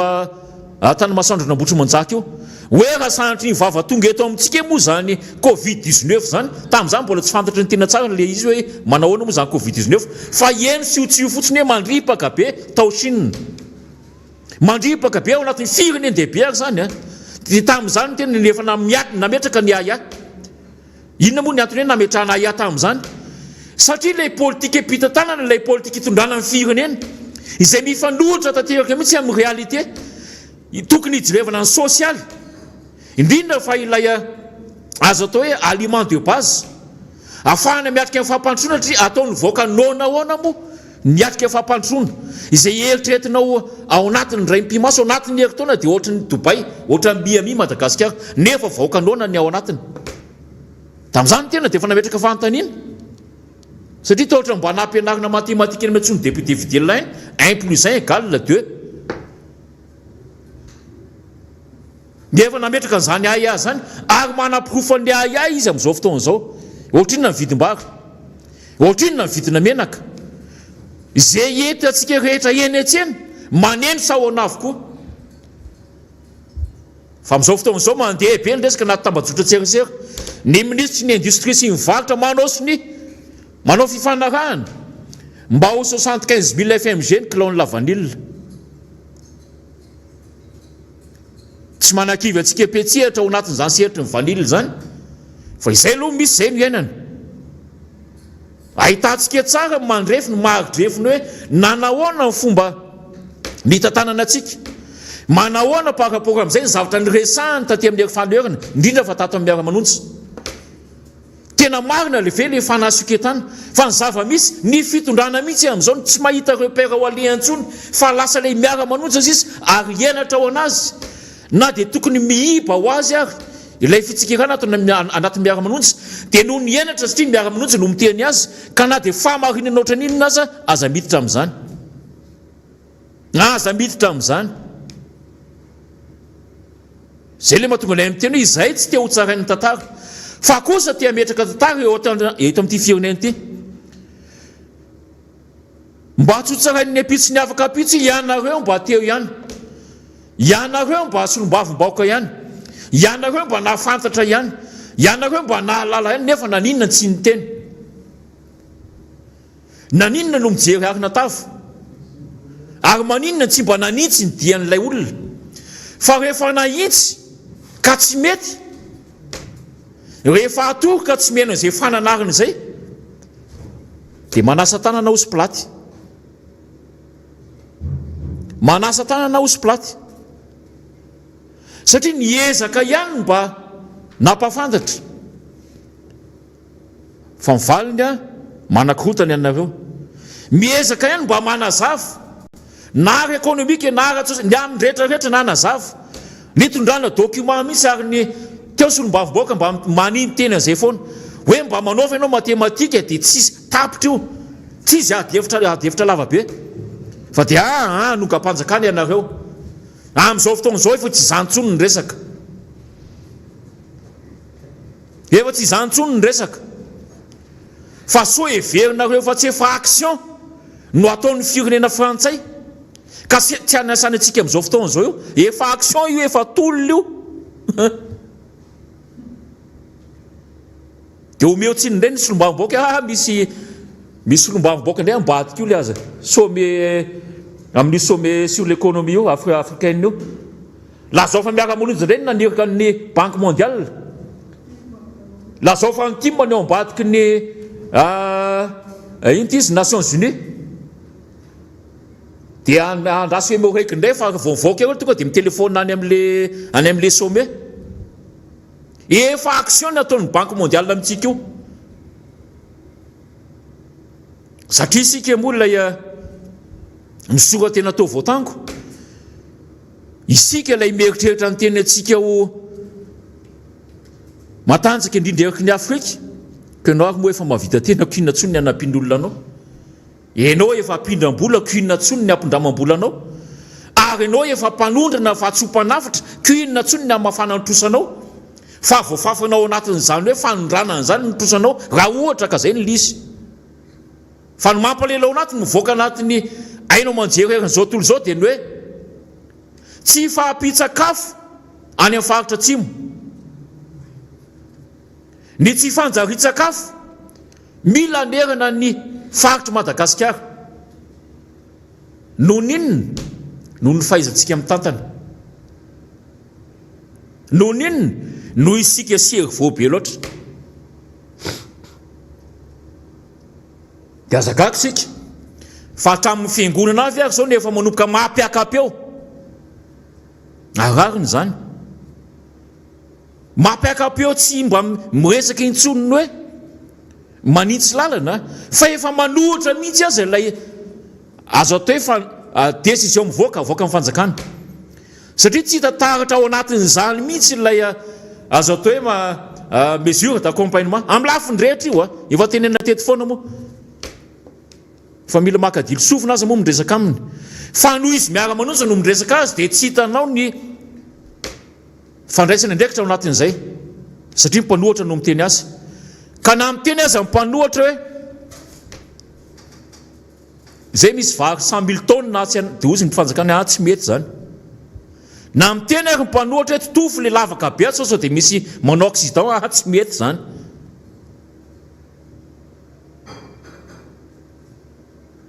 Ka zakako sika raha hoe tonga amin'izao fotoan'izao ny firenena. Azakako sika raha esosoany olona sisa ilay mpitantana antsika, izay solo tena antsika, satria fahefana avy aty amintsika no meny eo.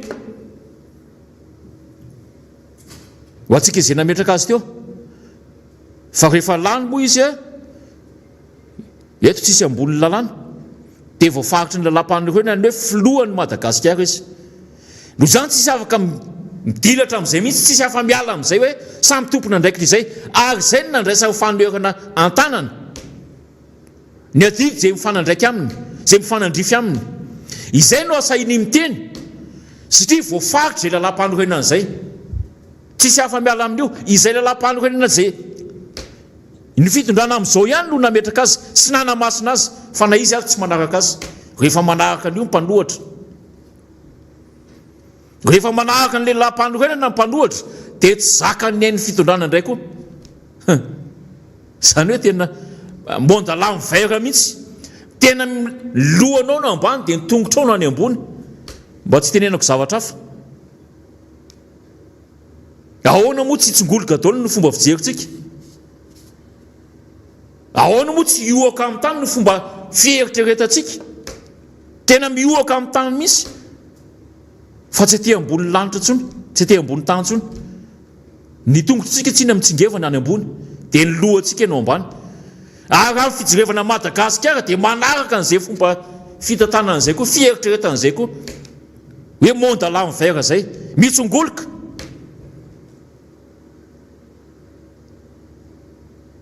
Mampalahelo. Rapitso afaka pitso entanina mihitsy ny zanaka malagasy mba tena hianatra politika, hiditra amin'ny école amin'izany science politique zany mihitsy, ary hianatra hitantana firenena farafaratsiny, mamerina mianatra ny tantaran'i Madagasikara, mamerina ny kolontsain'i Madagasikara, mamerina ny soatoavina malagasy, mamerina ny fihavanana malagasy. Satria na dia izay fotsiny ihany aza no haitsika, tsy ohatr'izao tsika. Mahay mifanaja isika, mahay manandratra ny maizy atsika, tafiditra ao anatin'ny fanandratana ny maizy atsika izay. Ny zavatra iainantsika rehetra mihitsy ny andavanandrom-piaina antsika, ny fomba hifampitazantsika, ny fiteninao, ny fomba mampanaonao, efa na dia ny haniko haninao io azy, mba tsy hanan-kendry hinana paty, dia mivarinao no atakalonao Artemisia. Nefa io no mahagasy anao, io no mahabotrabotra anao, ary io no nafon'Andriamanitra ao anao, fa tsy zavatra hafa. Fa rehefa ianao no mandika an'izay lalam-piarahamonina nisy teto amin'ny tany izay, dia ny lalan'Andriamanitra mihitsy koa hidikainao io. Satria ny mahagasy anao, izay no nafon'Andriamanitra ao anao. Ny masinoanao, izay no nafon'Andriamanitra ho azy.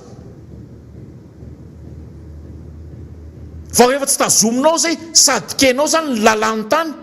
no dikainao ny lalàn'Andriamanitra. Ka asa hoe hoaiza ianao?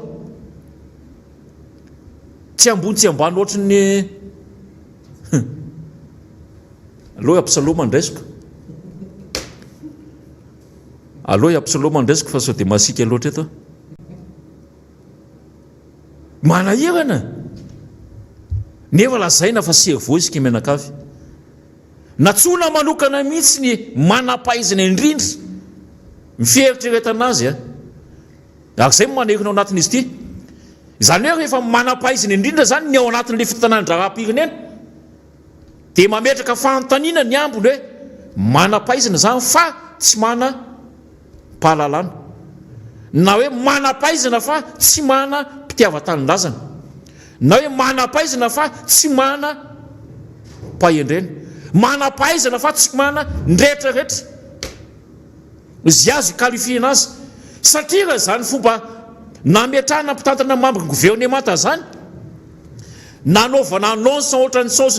société mitady mpiasa mihitsy hoe izay mpitondra fanjakana amin'izao fotoana zao dia mitady manam-pahaizana mba hahafahana mitondra ny firenena malagasy. Inona ny zavatra misy amin'izao fotoana zao? Inona ny zavatra noentin'le manam-pahaizana? Inona mba resahantsika amin'izao? Mba resao inona noentin'le manam-pahaizana? C'est pas tellement effroyable, kapoka, bombo associé, tena tsy takatry ny sainao eritreretina mihitsy. Tsy takatry ny sainao eritreretina, nefa dia manam-pahaizana no nafarana. Manam-pahaizana no nafarana. Tamin'izany fotoana izany moa azo tena naovana tsinotsinona mihitsy ny filoha valomanana ny hoe inona koa izay mpivarotro nono fa refeso amin'ny marindrefy refeso amin'ny marindrefy izy androany hoe nanahoana ny fiakatry ny arkarena tamin'ny fotoana antondrany ary marinahoana ny amin'izao ianareo servô indrindra amin'izao io izay ny ataoko hoe mety mitombona ilay hoe manam-pahaizana fa tsy tia tanindrazana manam-pahaizana fa tsy manam-pahalalana ary manam-pahaizana fa tsy manam-pahendrena nefa dia draradradraina moa azody draradradraina ny hoe demokraty draradradraina ny hoe tena tsy mandry andro tsy mandry alina mijery zay mahasoa ny vahoaka draradradraina hoe dia tena manasoa mihitsy ary mieritreritra mihitsy zany hoe fivoahana ao anatin'ny hitsikitsiko ny fahantrany izany fanazava mihitsy loha ny mifanohatra tanteraka amin'izany ny mifanohatra amin'izany ka netanana atsika voaka malagasy amin'izao fotoana izao ny hoe aiza ilay fitiava-tanindrazatsika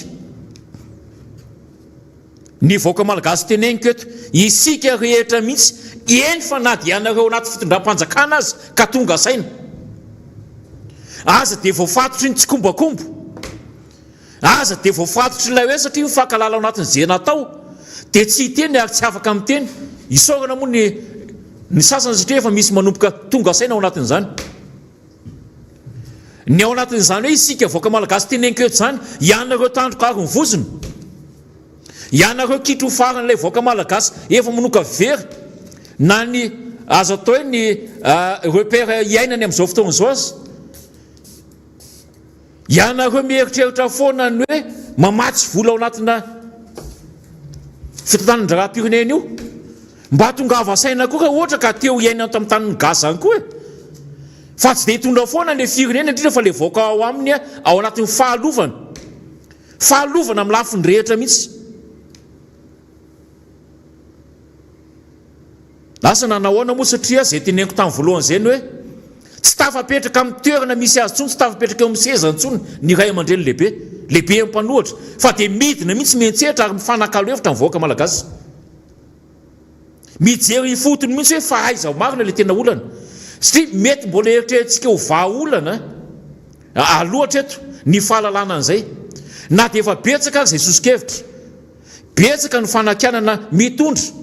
vahaolana nge raha ny tena marina ary aza toe raha ohatra ka tena misaina le fitondram-panjakana ary fenitra ho azy nge balizo azy nge nitsikery ka afahana nitsindiana fa hatreto isika enatra ho an'izao tontolo izao enatra isao ny asika menakavy raha naharitra ny hainao an'izay aza atao efa mila belaka-kevitra no etiko teto androan'izay efa eto moa ny namana maître Ianitra Zafy Manantsoa solom-bavim-baoaka ihany koa ny tena ny hitondra amintsika ho amin'izay anjara tandrifiny hitondrany fanazavana amintsika menakavy izay mankasitraka mankatelina ho amin'ny manaraka indray. Misaotra namana mavitrika namana Erika Ambotry-Manjaka kopakopa-tanana ho anareo rehetra any Ambotry-Manjaka any ary tsika rehetra ihany koa izay manaraka an'izao fandarana zao na eto Madagasikara na any ivelany any ara-paina daholo. Mbola mampahery foana isika ho an'ny olona rehetra izay manana fianakaviana izay lavo ny aretina sy ianareo rehetra izay mitsapo ny marary ianareo tsy salama mirary ianareo fasitranana aingana foana izay eto amin'ity fandarana miara-manonja ity. Maromaro ny zavatra voalaza teo ary maromaro ny zavatra mbola tiana ambara fa araky ny fotoana izay ho ataontsika eto dia ho tenenina daholo aloha izay zavatra tokony ho fantatrareo sy ampahafantarana anareo. Omaly sika ny resaka baolina kitra ary mbola hitoy io ao anatin'ny fotoana elaela satria arakaraky ny zavatra mitranga ihany koa no hitaterantsika ny fomba fijery na ny zava-misy ihany koa satria araky ny tenentsika hoe ny baolina kitra dia anisan'ny zavatra anankiray mampiray atsika malagasy rehetra ary mampitovy hevitra atsika rehetra na dia firena politika samihafa ary na fotom-pinoana inona ary dia afaka daholo sika rehetra mifandray ary manohana izany ekipa malagasy zany. Kanefa araky ny tenenina hoe rehefa hidiran'ny politika ary ireo olona izay mieritreritra fa ao no ioty ny zavatra maro sy tombotsoa manokana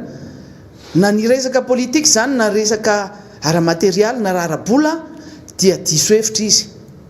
tsy mahay makaleso na rehefa miresantsika foana hoe misy fotoana tsy maintsy ho avoakantsika eto hoe inona ny contrat izay misy eo amin'ny resaka football io resaka sélectionneur ny Barea io inona no ifandraisany zany Nicolas Dupuis zany amin'ny Knaps maninona ny Knaps no mandoa ny honoraire zany olona zany kanefa ny contrat izay natao dia eo amin'ny sélectionneur ny Barea sy ny fédération malagasy ny football izay soloan'ny filohan'ny fédération tena miresaka fédération ihany tsika eto dia mahafinaritra maheno hoe ny député citeny dia lany au président ny Union africaine judo ara-paina ary mirary soa azy zavatra ohatr' zany no mahafinaritra hoe mba misy malagasy izay mitondra ny anarany za Madagasikara zany amin'ny tsara satria lany tamin'ny vato 270 izy no ny sivy amin'le candidat anankiray Tchadiana izay nifaninana taminy ara-paina ary mahefasory député citeny amin'izay zavatra atao rehetra tsisy zavatra teny mihoatra an'izay satria tsika tsy hanao récupération politique ohatry ny sasany fampahafantarana fotsiny ny zavatra misy aloha ny zavatra ho ataontsika. Resaka fanaovana politika eto Madagasikara fantatritsika fa tsy misy zavatra mandeha eto amin'ity firenena ity ninona zavatra lazain'ny mpitondra dia ny constat à l'unanimité na ny olona ao anatin'ny fitondrana sy ny pomba fitondrana ary dia matsapa fa tsy zavatra mandeha eto ny mpandrara rehetra na gasy na vahiny na inona samy mahafantatra daholo fa dia tsy mandeha ny raharaha ny olona rehetra na piasa mpanjakana na piasa privé mahafantatra fa ao anaty fahasaranana tanteraka. Nisy statistika izay mivoaka vao tsy ela akory zay dia nampafantatra fa misy malagasy miisa efatra esy sy ray tapitrisa 1,400,000 no lasa tafiditra tanteraka ao anatin'ny fahantrana lalina 1,400,000 personnes tafiditra ao anatin'ny fahantrana lalina. Ny vahaolana eton'ny mpitondra fanjakana tsy misy miezaka ihany izy mba tenao zavatra sy miseho moa zany ny tena marina kokoa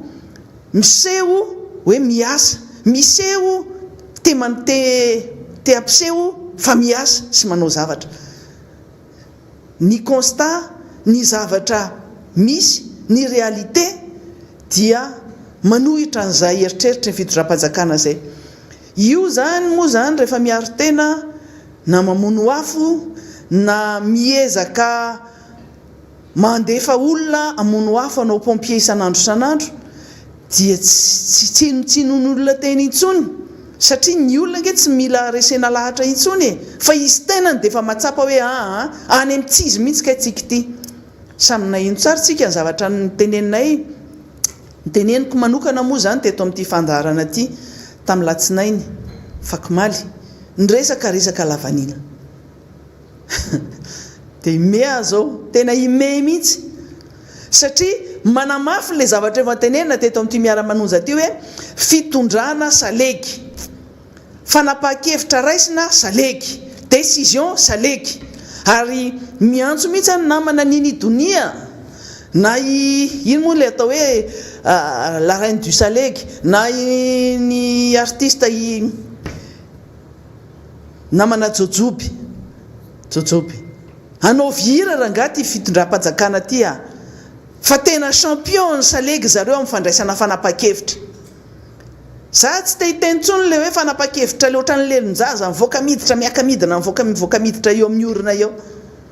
fa le fanapahan-kevitra salegy mandroso miverina mandroso kely dia miemitra mandroso kely dia milena mafinaritra mandihy salegy tena mafinaritra mandihy salegy fa fanapahan-kevitra salegy kosa aloha dia tsy fomba fitondravana fanjakana mihitsy zany vao tsy elatselytsika nahita an'ireny décision interministérielle ny raisy ministra anankidimy ireny mikasika ny fandaharana fanehoana hevitra politika eto amin'ny ainao manjery rehetra dia nanao décision salegy dia nandroso dia niemitra ny ministra serasera moa zany ny tena super ministre nanao an'iny dia miemitra indray aloha dia eo koa tonga koa inga ragovan'ny vakina karatra inga kioto maditra ohatran'ny tenany ihany moa le anarany moa zany tena dia nanao décision ohatran'izay kio décision salegy ndraisina ny fanapahan-kevitra hoe mihiboka ny mpivarotra midôly ny rehetra manomboka amin'ny roa tsy misy mahazo mivoaka dia mitsangana ny vahoakany ary nareo mirehirehfa hoe vahoakanareo ny any Atsirabe dia niemitra indray kio tamin'ilay fanapahan-kevitra dia zao indray kio misy anankiray kio satria tamin'ny fakimaly ho iaho teo dia hoe nisy resaka circulaire zay navoaka ny ministera anankiroa ministera ny varotra sy ny ministera ny fitantanam-bola ary tena soniavindreo ministra anankiroa ireo io circulaire io nandehandeha tany amin'izao olona rehetra zao ary ny principaux destinataire zay voasoratra tao anatin'io circulaire io dia ny département rehetrarehetra concerné zany hoe ministera zay voakasika rehetrarehetra ao anatin'ny ministera sy ny ampiarana nyny circulaire iny sy ny entité politika entité publique ihany koa misy numéro misy référence ny circulaire iny ary zany circulaire zany moa zany amin'ny lafin'ny hiérarchie des normes na ny ordonnancement juridique amin'ny fitondram-panjakana zany hoe resaka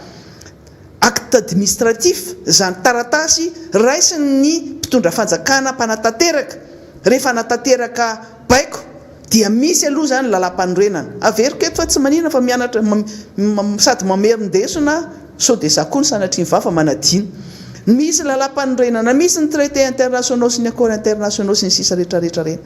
fa misy ny lalàna fototra lalàna fehizoro loi organique loi ordinaire ny décret misy ny arrêté ao ambanin'ny arrêté no misy an'ireny karazana didina acte administratif zay ampiasain'ny ministera tsirairay reny na ny commune sy ny sisa misy maka circulaire misy maka décision misy maka fanapahan-kevitra tsotra fotsiny fa le zavatra navoaka ny ministera anankiroa zay ny soniavin'ny ministera amin'ny vola ny ministera amin'ny fitantanam-bola sy ny ministera amin'ny varotra circulaire ny dikan'izany tena acte administratif iny ary tena officialy dia mea satria ao anatin'iny circulaire circulaire navoakandreo ministera anankiroa soniavandreo ministra anankiroa ireo no mametra ny vidiny lavanila hoe 75 000 ariary no farafakeliny no vidiny lavanila maitso zay préparé zany mbola maitso izy amin'izany ary noferana ihany koa hoe $250 ny kilaoan'ny lavanila eo amin'ny sehatry iraisam-pirenena ao anatin'io circulaire io zany fa ny ankoatran'izay kosa misy fivoriana zay nataony ministra ny varotra tamin'ireo olona rehetra zay nanomezana an'izay vaovao zay hoe manomboka ny 20 Mai rapitso zany ny tao-piotazany lavanilina amin'ity taona ity ary mifarana amin'ny 30 Mai zany.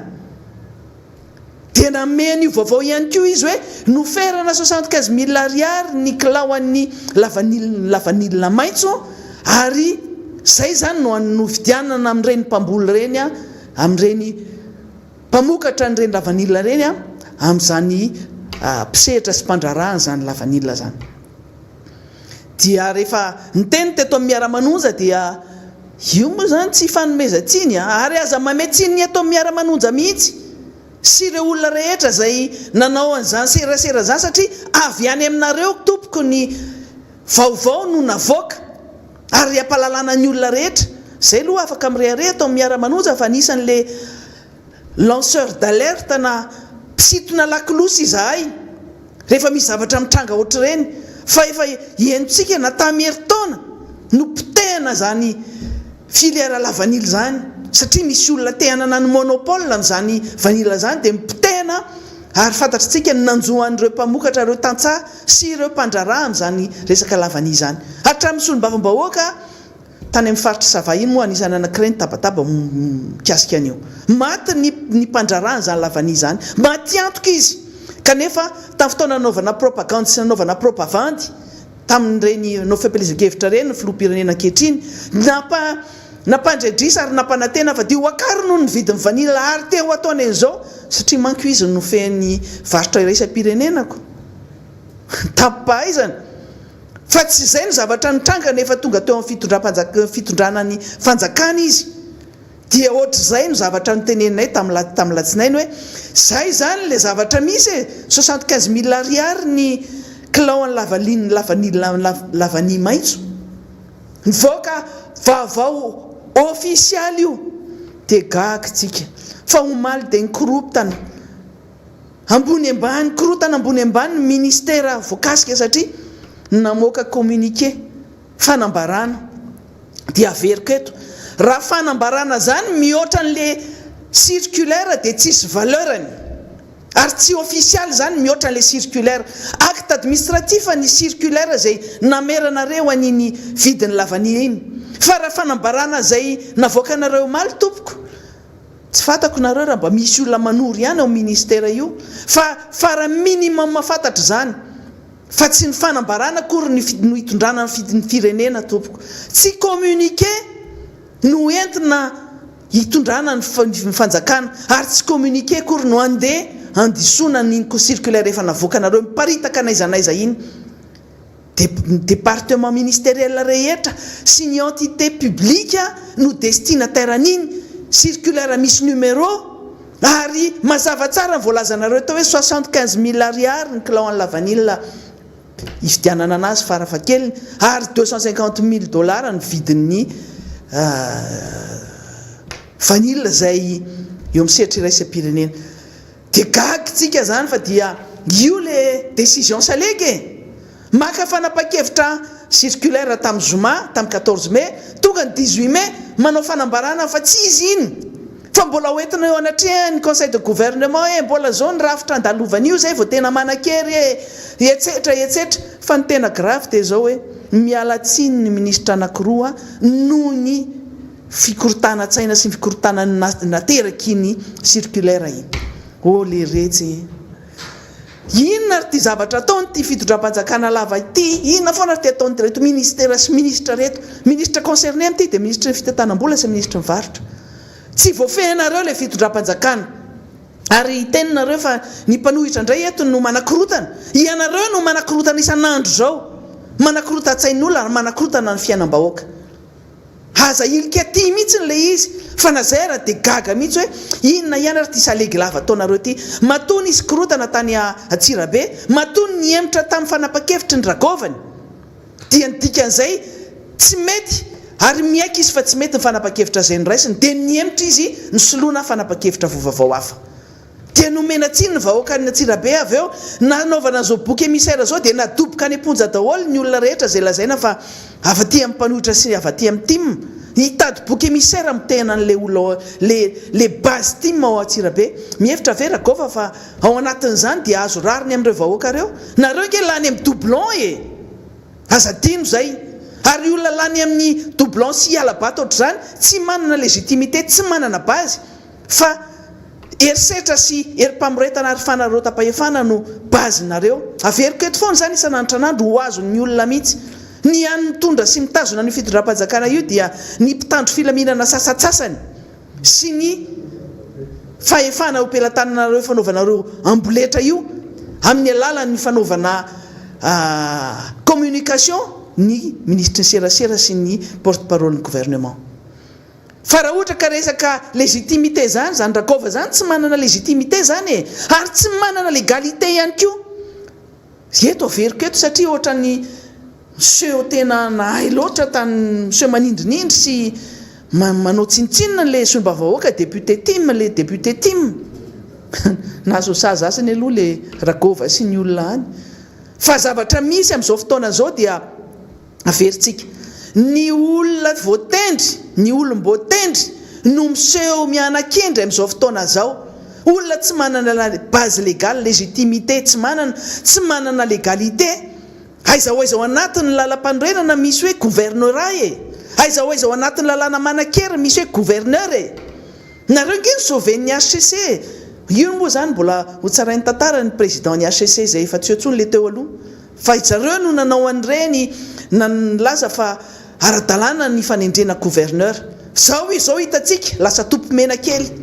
lasa mpanararoatra fahefana mpanindry ny olom-boafidy rehetra na député io na maire io na conseiller municipaux io zay lanym-bahoaka miseho milay miseho tena tsy azo kitihana fa tena tapy-pahefana ary mbola hiady fahefana amin'ilay folo-pirenena etso atsoatsy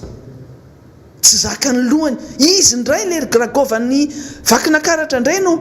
masamy tena le député mametra ianao felana nga ianao ny mifidy anazy nga ianao ny nanendry azy ianao olom-boatendry tsisy dikany ery mpitarika mitraîner casserole mbola ao tapindohanao daholo ny raha tracteur rehetra veriko eto ny alatra tracteur taminao fotoanany ianao ministre ny inona moa zany ministre fambolena tamin'ireny tetezamita reny nataonao aiza daholo ny tracteur rehetra zay navela ny filora valimanina tamin'ny fotoan'androny dossier nge lava be ao arinanao ao casserole lava be fatomby be dehibe ao arinanao ao nataonao aiza daholo reo tracteur rehetra reo ary efa tonga tany amin'ny Bianco zany fanontaniana fotsiny hoe aiza ho aiza reny tantara reny amin'izao fotoana zao satria crime reny considéré crime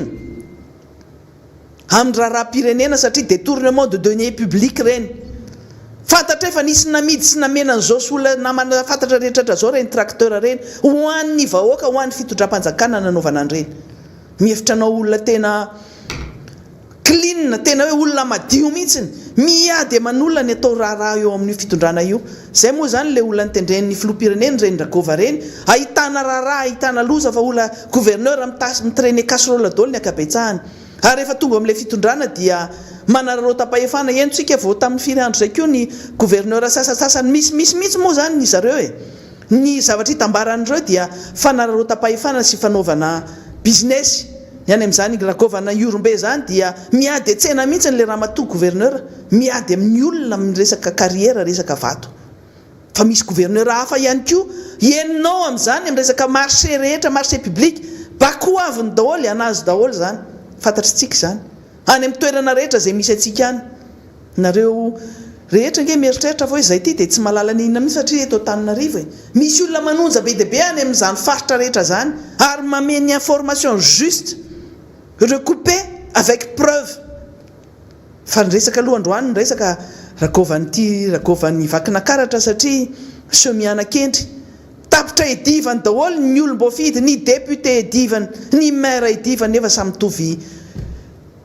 antoko politika aminy edivana ny mpanolotsaina ny tanàna edivana daholo zay olona rehetrarehetra zao edivana ny olona rehetra amin'ny tsy fanajana moa anatin'izany ny teny ratsy mifanompana olona sy mifanaovana tsinitsinina mihevitra anazy tsy maty manota ary hijanona mandrakizay gorakova eo amin'io toerana io ny tena amin'io nefa ny traîner casserole ohatrin'inona mahavariana tena mahagaga mihitsy ny hoe olona ohatr'izany no mena n'ity fitondram-panjakana ity mampiteny mona moa zany efa tsy hita tsony zay anaovana anazy hoe miteny sa tsy miteny ina fa mampiteny mona zay ny zavatra mitranga zany dia zay décision zay raisina hoe décision salegy nataony tany amin'ny faritra Tsirabe iny no natonga ny olona migatra amin'izao fotoana zao dia ohatran'izay koa zany ty ministère anankiroa ministère mivarotra sy ministère ny fitantanam-bola ty dia namoaka communiqué indray hoe tsy izy iny tsy mbola officialy iny circulaire navoaka iny fa inona re ty zavatra ty fa rehefa inona ny officialy rehefa tsy mety le izy zany rehefa manenjika daholo ny olona rehetra rehefa manao polémique nareo nge miteny hoe le 6% eto amin'ny Facebook ito imbécile fa rehefa mitabataba le 6% dia haika mihemitra ihany koa dia engany mba hienonareo amin'ny conseil de gouvernement ihany mba hoenony le président de république hoenony eo amin'ny conseil des ministres hoenony prime ministre ny zavatra tenentsika eto apekaro ara le vidiny lavanille rehefa tsy officiel any 75 000 iny maty antoka le tantsahy maty antoka le mpandraray ny olona hafa mpanondrana n'le lavanille no misitraka ny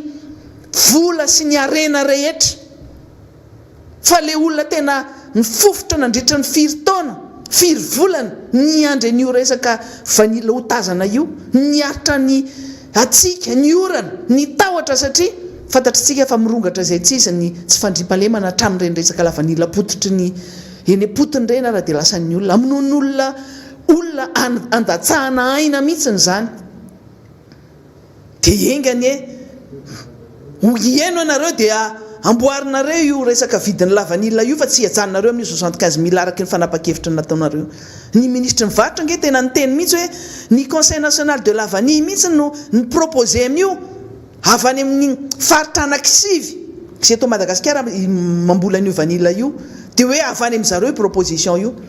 fa rehefa mitabataba amin'izay ny miara-manonja ny 6% ny olona rehetra dia taitra amin'izay dia hoe nanao fanambarana edre ohatra zany zay le fomba fitantanana n'ity fitondram-panjakana ty zany zavatra zany no mahavariana foana hoe ianareo maka décision kitantany satria kitotoa ny fomba fitondrana fanjakana manandrakandrana foana andramana aloha alefa aloha le circulaire zany aloha dia avy eo monsieur rétracté indray taiza mbola nisany zany hoe zavatra mbola tsy tapaka atao amin'ny conseil de gouvernement tsy nandalo tany amin'ny conseil de gouvernement dia efa amoahanareo circulaire sahady le fomba fandraisanareo an'le fanapa-kevitra nge zany nareo zany tsy maininina tena ve zavatra mbola tsy tapaka nefa efa aparitaka ny zavatra tapaka tompoky no aparitaka fa tsy hoe aparitaka le izy zay vao hoentina ny conseil de gouvernement zany hoe le gouvernement zany ny dernière averti ny olona rehetra fa malala daholo dia zay nareo vao hitondra n'le izy ary ohatra mahavariana ho ia hoe zay foana le izy avy eo mandefa olona mamono afo dia rehefa mamono afo nareo dia mamono tena ihany koa gagy zahay misy olona zay lazaina fa natao ho talehan'ny talempandray an'ireo fitorinana fitaraina nataon'ny vahoaka ny amin'izany présidence zany dia efa tsy mahita olona intsony crédible miaro le fitondram-panjakana miaro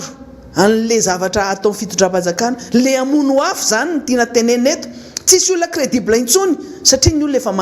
efa mandaa daholo ny rehetra amin'izao fotoana zao hiaro an'le fitondram-panjakana efa tsy azo arovana ntsony efa indéfendable efa mampiteny mona ho ia dia nalefa indray le talehan'le any amin'ny présidence any dia ampiakarina any amin'ny hainao manjery efa niakatra hainao manjery io tamin'ny fotoanandro fa tsy tadidiko intsony tany amin'ny volana février tany tamin'irensika hanomana ny fitsangatsanganany miara-manonja re natahotra ohatr'izao daholo ny fitondram-panjakana tamin'ireny fa dia iongana zany raha misabotsy dia nakarina tany amin'ny émission spéciale tany amin'ny hainao manjery tany izy Tena naratsy, tena nanenjika, tena naratsy an'izany Flora Valomanana. Nanenjika amin'ny mpanohitra tena zany tena hoe maximum. Lazaina fa resy lave oye maketsy makero e. Tena ampiakarina indray any amin'ilay ainao manjery mpanohana an'zareo indray izy asa oviana. Dia manenjika amin'ny miara-manonja. Mahafinaritra misaotra, tena misaotra. Manao publicité amin'ny miara-manonja isan'andro. Isaoranareo fa tena nareo ke le mihaino anay isan'andro e. Ary rehefa mihaino anay ianareo dia par rapport amin'ny zavatra voalazanay ny décision raisinareo, io anisan'le communiqué navoaka ny ministre ny commerce sy ministre ny finance io. Dia manaratsy mpanohitra, manaratsy amin'ny Flora Valomanana, manaratsy amin'ny mpanohitra rehetra. Zany moa ny ataonareo, manohitra ny mpanohitra dia manenjika an'ilay mpanohitra. Tsy izay nge no mitondra e. Zay no manenjika anareo, zay no mitsikeranareo. Fa nareo indray no lasa ho faranay manenjika anay amin'izao fotoana zao. Ary rehefa manenjika moa zany dia mazava ho azy, ery aloha ianao, tsy zakanareo izahay, tena tsy zakanareo mihitsy. Ka io na inona zavatra atao tsy vita tsony le manakana an'le vavanay sy ny zavatra teneninay, tsy vita intsony zany, ary tsy voatapinareo mihitsy ny vavanay. Efa nyteneninay zany ary averiko eto iaho hoe efa manentana trany ny any amin'ny fototra rehetra any. Ianareo any manonja ianareo any. Ny amena ara-pahasalamana no tsy afahantsika manao hetsika mafimafy kokoa. Fa tsy manakana antsika koa zany hitsikera. Tsy manakana antsika ihany koa zany hitsikera any amin'ny toerana misy antsika any. Heninay nge ianareo e, zay nge midina any e. Amintsika amin'ny teny zao raha ny tokony ho izy a, midina ny fotony ihany ny filohan'ny mpanohitra. Tsy nangatahana lalana zany satria zo zany, zo fototra zany. Mba mijery ny zava-misy ary tena hoe mijery hoe inona no taraina sy ny antsoantso ataon'ireo vahoaka izay tsisy mijery reo. Vahaolana hoentin'ny fitondram-panjakana tsy misy zao moa zany vahaolana kitanitano. Mampiady ny mpiara-monina ny zavatra raisin'ny fitondram-panjakana amin'ny fizarana vola 10 alina ity, 10 alina ariary. Fanavakavahana sy fanilikiliana no atao any amin'ireny fokotany rehetra reny amin'izay misy. Fokotany tsy ny fokotany rehetra akory, fa fokotany sasatsasany ihany koa no hita eto Antananarivo. Vitsy dia vitsy. Fa le hoe lista mipetraka ihany koa tena vonaika vitsy. Tena azo isaina. Dia le critère ny azahoan'ireny olona reny fanampiana. Aiza ve ka trano anankiray misy mpanofa trano 5, 9 ao amin'ilay trano, dia ny anankiray ny anankiroa amin'izay ihany no mahazo, nefa samy olona sahirana zao. Samy misoratra ao anatin'ny fokotany zao. Misy trano atsimo sy avaratra, ny ao atsimo mahazo, ny ato avaratra tsy mahazo, nefa samy tena sahirana zao, samy mila an'izany fanampiana zany. Olona miray trano zao, ny ray mahazo, ny ray tsy mahazo. Zany le fanavakavahana sy fanilikiliana zany, ary miteraka ady sy lolony ao amin'ny fokotany. Zany tsy takatry n'ilay fitondram-panjakana zany, satria le vola tokony ho an'ny rehetra, ny olona rehetra ny tokony hahazo sy hisitraka an'izany fanampiana zany, lany.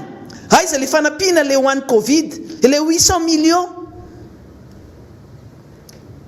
800 millions de dollars fa tsy hoe ariary a. Aiza nanaovanareo an'io? Tsy vita hatramin'izao le tatitra, tsy vita le rapport, tsy vita le mangarahara zay tadiavin'ny bailleur de fonds, tadiavin'ny mpanohitra, tadiavin'ny solombavambahoaka, tsy vita hatramin'izao. Mbola mitady zao manœuvre rehetrarehetra zao ialana amin'izany. Mieritreritra fa dia hoe nohanina dia tonga dia any dia tsy hita io.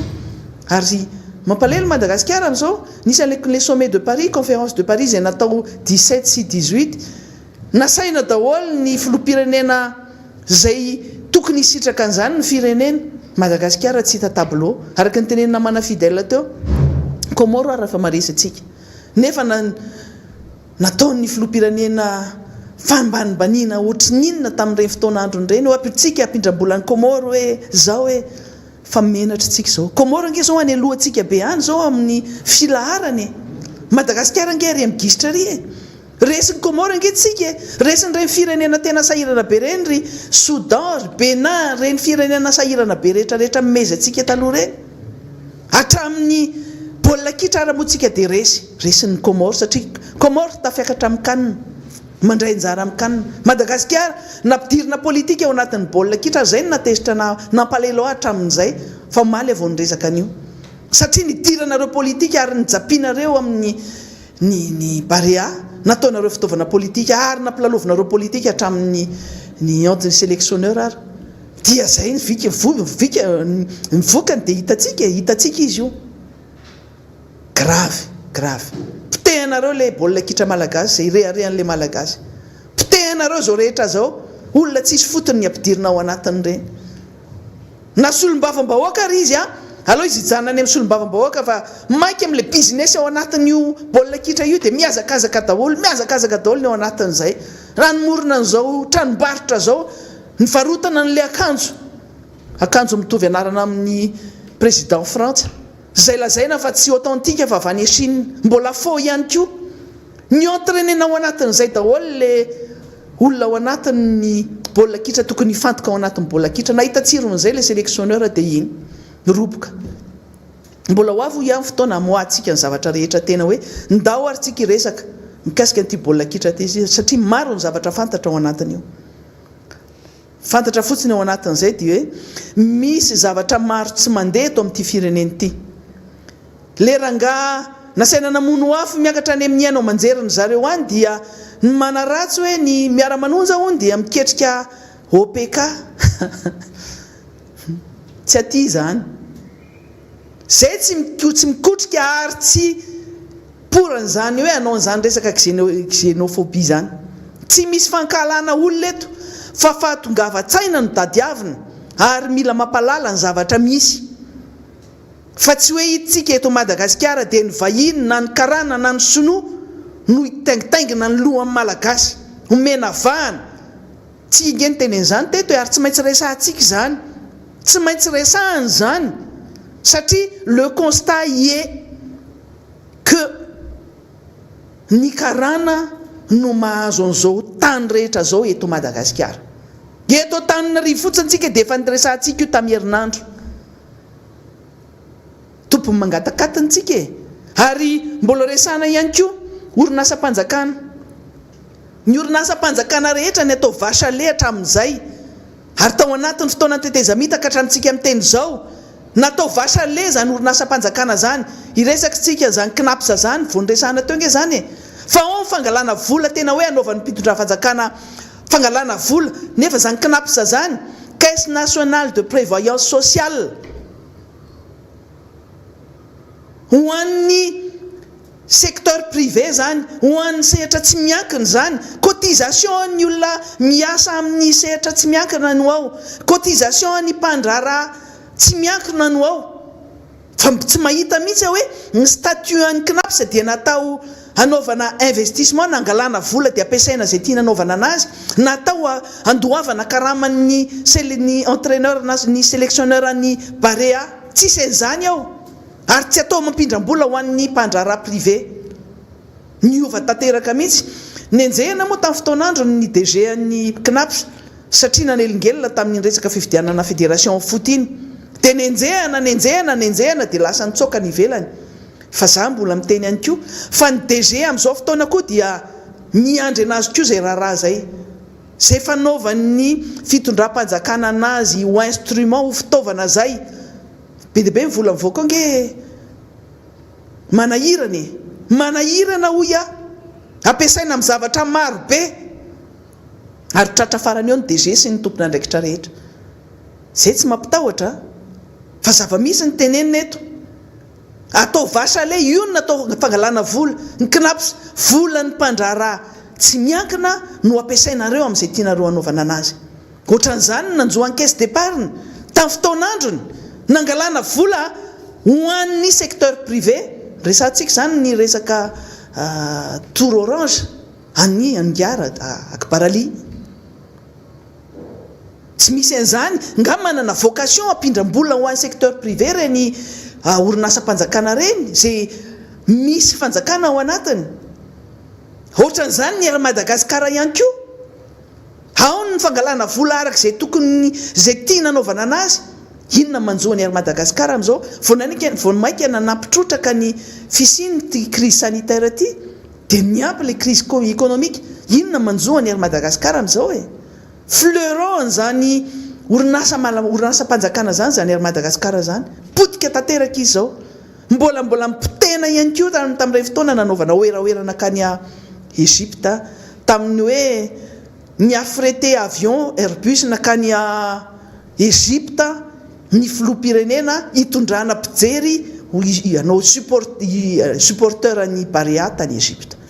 Fa tiantoka ray lavaka nazo an'ny ery Madagasikara. Satria natsona ny olona hoe zay olona te handeha hanotrana te hanatrika an'le lalao tany Egypta tamin'ireny fotoana reny. Tadiditsika tsara dia nandoha vola. Fa tsy feno ny avion ary rehefa tsy feno izy ny mpitondra fanjakana no nameno izy ary nandeha gratuitement tsy nandoha vola nandeha n'iny avion aller retour nakany Egypta reny. Vonaiky zany fa tiantoka ray lavaka ary nisy fitarainana ary tena hoe nampimenomenina ny directeur général ny DG ny Armate tamin'ireny fotoana reny. Orinasa efa potika mbola atao ohatr' zany. Zay le ataona anaovanareo le arena sy ny orinasa mpanjakany. Mbola misy orinasa ny port au Tamatavy io ohatr'izay ihany koa ny SMMC io misy scandale miaraka amin'ny directeur ny serasera ny tale serasera ny présidence io. Zany rehetrarehetra zany no ataon'ity fitondram-panjakana ty. Dia lazaina ve fa mimpanohitra mamorona. Dia lazaina ve hoe izahay manakorotana. Fa nareo mihinana fotsiny ny atsembohan'ny vahoaka eto, mihinana ny fananan'ny vahoaka, tsy malala anazy akory. Dia mireharesy misekoseko nareo. Filoha-pirenena moa iny dia niteny mihitsy ny tamin'le kabariny farany teo hoe tsy mba malala an'izany gratitude zany le vahoaka malagasy, tsy malala misitraka, tsy mahay mamerina aminy zany tambony zany, tsy malala sitraka. Dia sahan'le filoha-pirenena miteny an'izany. Nefa izy olona ingrat raha misy olona ingrat eto amin'ity firenena ity dia tsy fantako na voalohany izy na faharoa na fiafiry. Jereo fotsiny olona niaraka namono tena niaraka tamin'ireny 2009 reny e. Les fidèles des plus fidèles reny olona tena namono tena ny ho anazy reny azo ny fitondram-panjakana tsy pahany ambavafo. Be dia be ngeny mimpanohitra amin'ny fitondrana amin'izao fotoana zao niaraka tamin'ireny 2009 reny e. Mahafantatra an'izany ingratitude an'izany filoha-pirenena zany. Be dia be nge reo olona mbola miafiafy manodidina anazy ireo nomena DG nomena an'izao hoe natao poste garage fa tsy manana asa fa ny hafa no manao ny asa sy mimena amin'ny marché fa anarana sy titre fotsiny eo. Frustration be dia be ngeny ao e. Be dia be nge ianareo solombavam-bahoaka zay nanao propagande sy nandany vola taminy mba miandry an'le retourn'izay hoe mba inona mba zavatra atao any amin'ny faritra misy anareo. Tsisy zany. Inona ny anaran'izany ny ingratitude ny anaran'izany. Fa ny olona miara-miasa anazy amin'izao fotoana zao dia olona opportuniste, olona arriviste daholo. Mba jereo daholo eo anatin'ireo gouvernement tareo. Iza no miaraka ny tolona sy tena hoe fidèle tamin'ny hatramin'izay firy iso amin'ny ratsan-tanana. Isao raha mba vidy ty dimy ty tsy misy ty. Isao manomboka any amin'ny prime ministre ka hatramin'ny ministre ny secrétaire ny SEG. Zay mantsy ny amin'ny lafiny arifenitra dia zay le izy. Manomboka comme secrétaire hatrary amin'ny prime ministre dia jereo iza le olona tena fidèle niaraka tamin'ny namono tena ao anatin'io. Dia nakaiza daholo reo olona rehetra niaraka tamin'ny rehetra reo tsy pahany ambavafo reo. Reo olona nandany vola reo eto moa zany tsy maintsy miresaka tsika resaka karana. Ny karana dia anisan'ny tena ny financé ny fanonganam-panjakana tamin'ny 2004. Nanosika anazy ary nanome vola. Misy moa tao anatin'izay tena hoe nanao raquette, tena hoe nanaovan'zareo extorsion na vola mihitsy ny reny mpandrara rehetra reny na inona izy na karana na sonoana inona nangalana vola be dia be nanaovana an'ireny fanonganam-panjakana reny. Fa nisy tena hoe nanampy tsitrapo ary nanongana amin'ny Flora Valmanina tamin'ireny fotoana reny. Fa nisan'ny responsable ny situation actuelle nareo. Responsable nareo amin'ny fametrahana ny fitondram-panjakana io ary nareo matsapa fa tsy mandeha zao raharam-pirenena zao, tsy mandeha ny fandrarana. Afa-tsy ho an'le olona le akamakama sy ny sisa reny no mahita tsiro sy mahita tombontsoa. Fa ianareo mahafantatra tsara fa tsy mandeha ny raharaha. Tompona andraikitra anisan'ny tompona andraikitra ianareo ary anisan'ny tompona andraikitra ihany koa ny HCC sy ny sisa rehetrarehetra reny tenenina foana zany zavatra mitranga zany. Ny tombontsoa manokana amin'ny fotoana kely fotsiny no zavatra atsapanareo hoe dia mba nahazo an'izao zay fa tsy nitsopahany ambavafo. Ao ny tratra ny redressement fiscal isaky ny matsiaro, ao ny tratra ny extorsion de fonds isaky ny matsiaro. Tsisy tsy malala an'izany ange, malala an'izany zay reo orinasa goavana be reo na ny vahiny io na karana na sonoana kanadiana na inona tratra an'izany daholo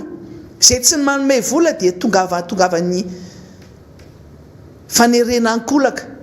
tongavany audit anaovana inspection générale tongavany inspection générale anaovana an'izao atsodzay rehetrarehetra zao hoe ino fa tongavany ny redressement fiscal ary io tsy redressement fiscal hoe resaka milliard na ohatr'izany fa tena le hoe amotika an'le orinasa mihitsy no atao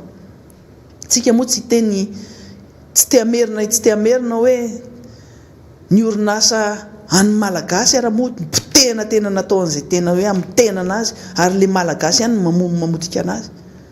fa maika zay olona rehetra zay fantany fa nisy faiblesse tamin'ity fotoanandro ity name volanay reto dia ampitahorina isan'andro dia tsy maintsy mame vola isan'andro zany le mode de fonctionnement ary mode de fonctionnement any amin'ny fitondram-panjakana manontolo io fa tsy hoe ao anatin'ny reto mpitondra ambony reto lolarana eto amin'ny firenena fa io hatrany amin'ny rafitra rehetra any mampalaza ny dragova nge zany marobe ny dragova fantatritsika anaovan'ny olona tatitra amina isan'andro isakin'izay misy zavatra mitranga hoe anaovan'ny dragova riananiny zahay extorsion ana vola misy dragova tonga ty maka vola aminay satria zao no antony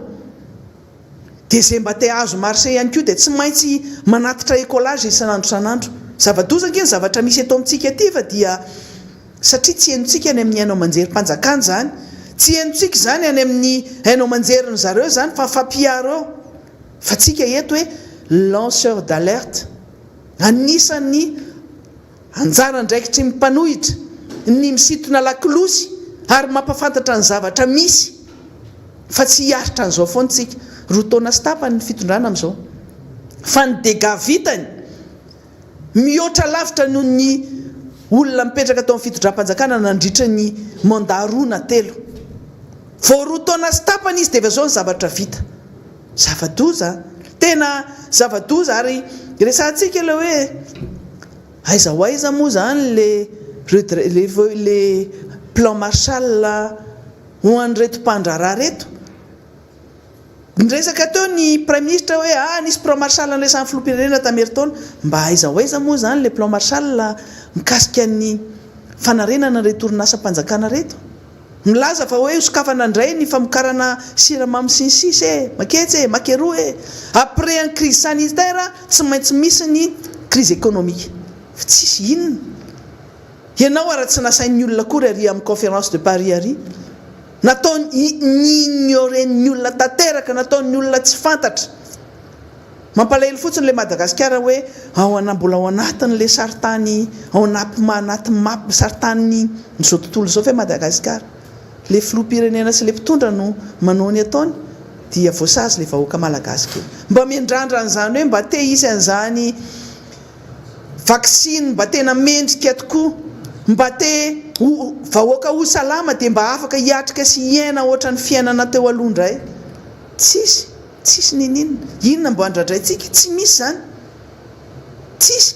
na dia mba hoe antso ara na mba hoe tsy afaka se déplacer tany Paris ara dia mba hoe mba afaka mifampiresaka mba natson'ny olona tamin'ny resaka visioconférence zay lamody amin'izao fotoana zao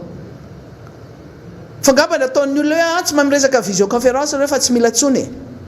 ambanin'ny olona mihitsy na nambanimbany olona loatra fa ny tena zao tena anisan'ny zavatra anankiray tokony tadiditsika dia zao nanao tsinotsinona loatra andreo bailleurs de fonds reo ny filoham-pirenena tadiditsika tsara tamin'izy nanao an'ireny propagande reny hoe tsy antehitra amin'ireo bailleurs de fonds traditionnel reo na zava tsara valiteniny Andriamatoa Andry Rajoelina tamin'ireny hoe na raha amin'ny taona 2030 na 2050 raha tsika tsy androsy raha hiandry an'ireo bailleurs de fonds traditionnel reo nefa tsika mahafantatra fa raha zao situation misy amin'ny Madagasikara zao dia tsy maintsy hiara hiasa amin'ireo tsika satria tsy maintsy mila vola avy any ivelany tsy mila financement parallèle isika mieritreritra fa hoe ahitana ampiasa an'ilay financement parallèle zay nampiasainy tamin'ireny propagande reny nahita lalana tamin'ireny ary nahita tsiro ilay filoham-pirenena tena everiny fa ohatr'izay fitondranan'ity fanjakana ty fa tadidin'ny olona amin'izao fotoana zao zany ary tsika miteny foana hoe so mieritreritra fa ny mpanohitra dia tsy mba manana relation amin'ny communauté internationale asadiny fa kapoaka ny filohana valomana zany ny mpanohitra miara-manonja manana relation tsara mihitsy koa ary tsy mitsahatra mifampiresaka amin'ireo communauté internationale ireo afaka mirehare zahay ary iainay koa zany satria nampianarina anay zany nianaranay zany raha ohatra nareo mba te hianatra dia mankanisa makaty na io lalana nandianana tany amin'ny conférence de Paris io ara nidanadana io raha ohatra tsika karaha mba nifampiresaka hoe ay mba te hanatrika an'io fa zao ny zavatra mba projet mba tiana hoentina ny anareo moa PEM IEM inona tsy fantatra ntsony ny fangaro voraka daholo na ny tenin'ny prime ministre raha tsy fantantsony hoe inona le zavatra tenenina fa disay ny zavatra misy zay ny zavatra misy akory atao dia mbola hiaritra an'izany fetsika lazaina fa hoe hanonga-panjakana ony oy zao nareo nke efa miongany ny anaranareo efa miongany le fotoana iongananareo ohatra zao fotsiny tak fa tsy fotoana mangatsony moa zao le totonanareo fotsiny sisa ary zay nke comprendre anareo hoe matahotra mafy anay tena micomprendre raha tanteraka mihitsiny fa reo scandale ataonareo isanandro io ohatra n'le zaza manao adalana dia rehefa tratra izy dia mamoron-dainga dia mitady an'izao alibi mitady an'izao prétexte rehetrarehetra zao fa rehefa hidina amin'ny trano anankiray dia kapohana dia kapohana amin'ny tsorakazo kely dia miaro tena misaotisaoty dia acculé lasa manao zavatra hafa fa tsy misy zavatra mitsotra indrindra dia mitsotra marina hoe tsy vitanay ty zavatra ty tsy vitanay ty fitondram-panjakany ty tena mibaboka mihitsy hoe tena diso lalantsika vahoaka malagasy ange olo mifo rehefa tenenina izy hoe tena diso zay rangahy tena mifony zahay dia mamela ary tena hoe micomprendre vahoaka malagasy tsika ke olo mifo fa aza hitakitsana sy zimbazimbana sy barabarana ohatra zao izy fa tsy mety tena tsy mety tsaroko tampoka ny fandraisana fanapa-kevitra zay ataon'ity ministerany fanabiazana ity moa zany zao fanapa-kevitra kitanontany hoe ny resaka épreuve ny éducation physique dia ny épreuve collective ny amin'ny BPC moa zany resaka eto ny épreuve collective zany ny ohatrany hoe ny baolina ny volley ny basket dia tsy misy fatao oral hony ho adinina mbava ny piadana fa ny épreuve individuelle ny ohatrany 100 mètres ny saut en longueur sy ny sisa nisy ny épreuve individuelle dia atao physique inona ry tiky tanontany ataonareo ty na io ataonareo ray manontolo oral na io ataonareo ohatrany fanaovana anazy isa-taona fa tsy mety zany hoe ny atsasany atao oral dia ny atsasany atao physique tsy mety zany inona zany zavatra ataonareo zany ary ty moa zany zavatra mampalahelo anazy satria anisan'ny tezaina atao anatiny zany resaka sport zany ny tenako zay mba anisan'ny mampatanjaka araka ohatra zao hitanareo zao tena tia sport ary raha notaninareo zany resaka sport zany dia afaka miteny hoe afaka mifampiresaka ary afaka manao débat resaka sport zany afaka mifehany zany fa zany resaka éducation physique et sportive zany ho an'ny firenena tena matsapa ny valeur an'izany tafita ary mandroso re firenena mandroso rehetrarehetra reny dia nanao ho tena faindondra raha zany resaka EPS zany fa Madagasikara moa arakaraky mpitondra misy azy io rehefa tsy tia sport rehefa tsy tia an'izany culture sportive zany dia ohatra zao mandeha ho azy ohatra ny kirarony be mina ohatra ny kiaratrinaivo fa ny EPS tamin'ny fotoanandro zay nanao baka na nanao BPC zany anisan'ny fangalana point zany fangalana note zany ary ny ankizy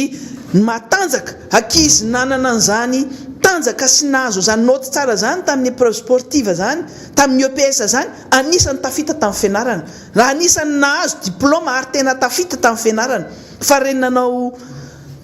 tsitipahatra reny nanao an'ireny oral reny olona dispense reny dia hitantsika tateoriana fa olona malezolezo ohatra ny zaza tsy azo dia ohatr'izay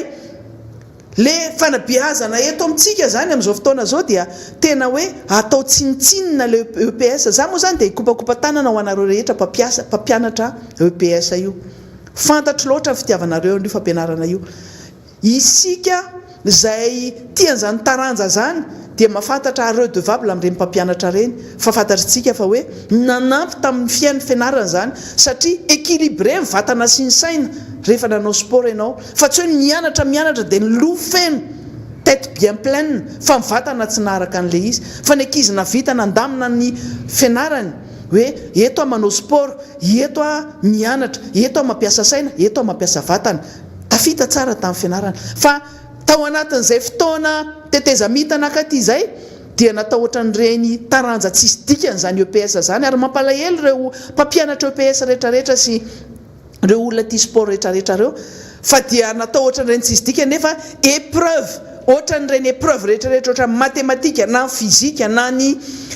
géographie na ny science sy ny sisa zany EPS zany tamin'ny fotoan'androny ary tena najaina ary nanana ny toerana nisy anazy satria nisy école normale nge teto nanofana an'izany mpampianatra éducation EPS zany nanana ny toerana nisy anazy nge fa tsy hoe satria eny amin'ny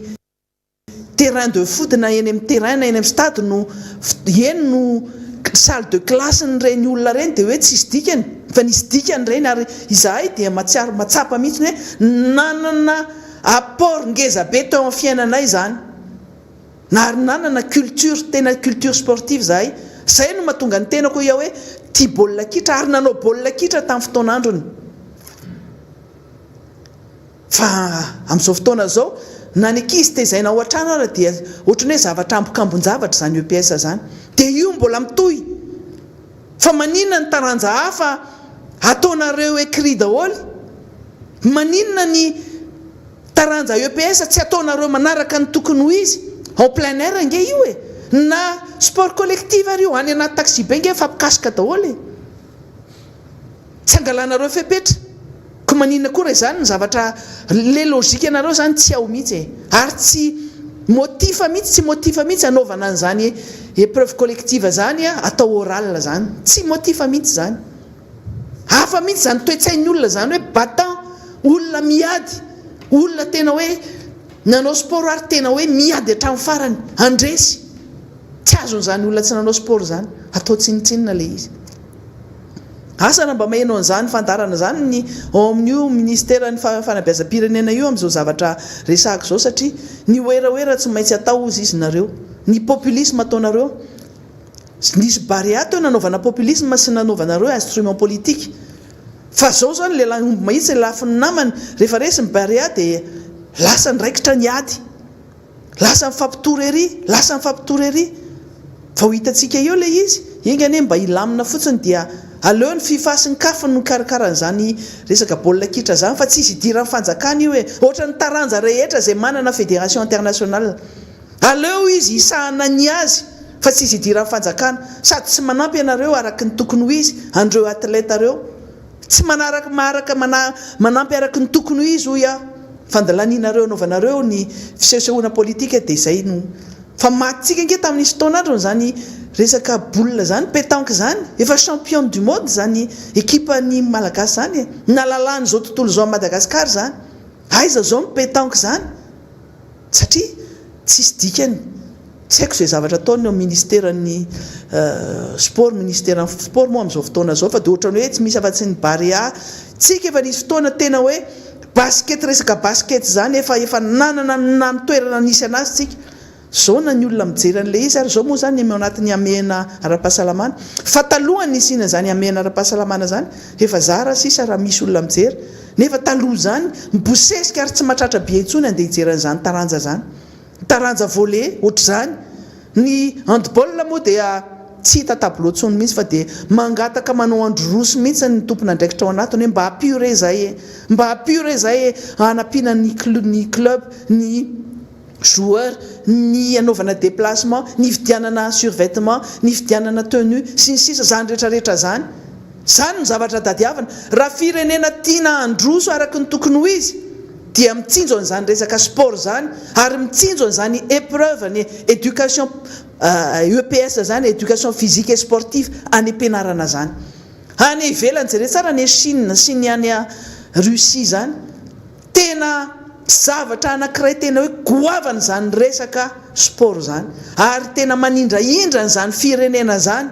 tsy ataony zareo ambanin'ny zavatra sport étude zany tena hoe andaniana vola sady mianatra ny manao sport ny atsika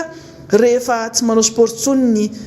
mpanao baolina na ny atleta na nina rehefa tapitra ny fotoana anaovan'ny sport dia nitsopozipozy mahantra satria tsy misy na dia fanampiana ary tena hoe exception zany hoe olona hoe mianatra dia nahazo toerana na hoe mba nahita lalana kely dia nahazo toerana fa rehefa vita ny sport ataony dia mampalahelo tena mampalahelo nefa nitondra ny lazan'izany firenena zany dia hitantsika amin'izao tsika miteny zao hoe io mbola sehatra ataony ao anatin'ny fanabeazana io zany amin'izao fotoana zao fanabeazana ministeran'ny fanabeazana asa inona ny fanabeazana ataony zareo ao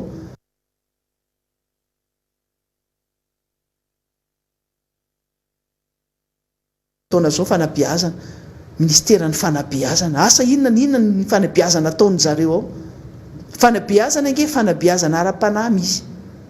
fanabeazana ara-tsaina misy fanabeazana ara-batana misy zany mitambatra daholo ireo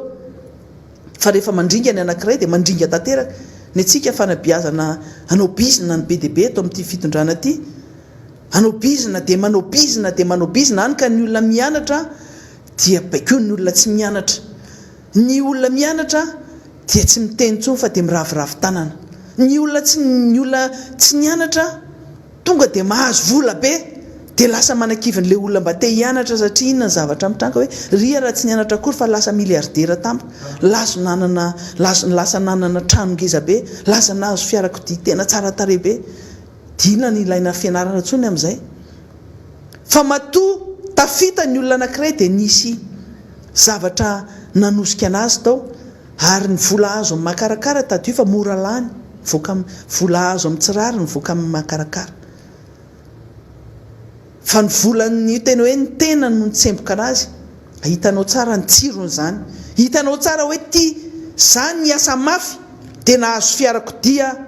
zany asa mafy nahazo trano a fa ny atsika zao za nanao politika dia lasa miliardera ary manimba le politika mihitsy ilay izy satria ny olona dia miteny hoe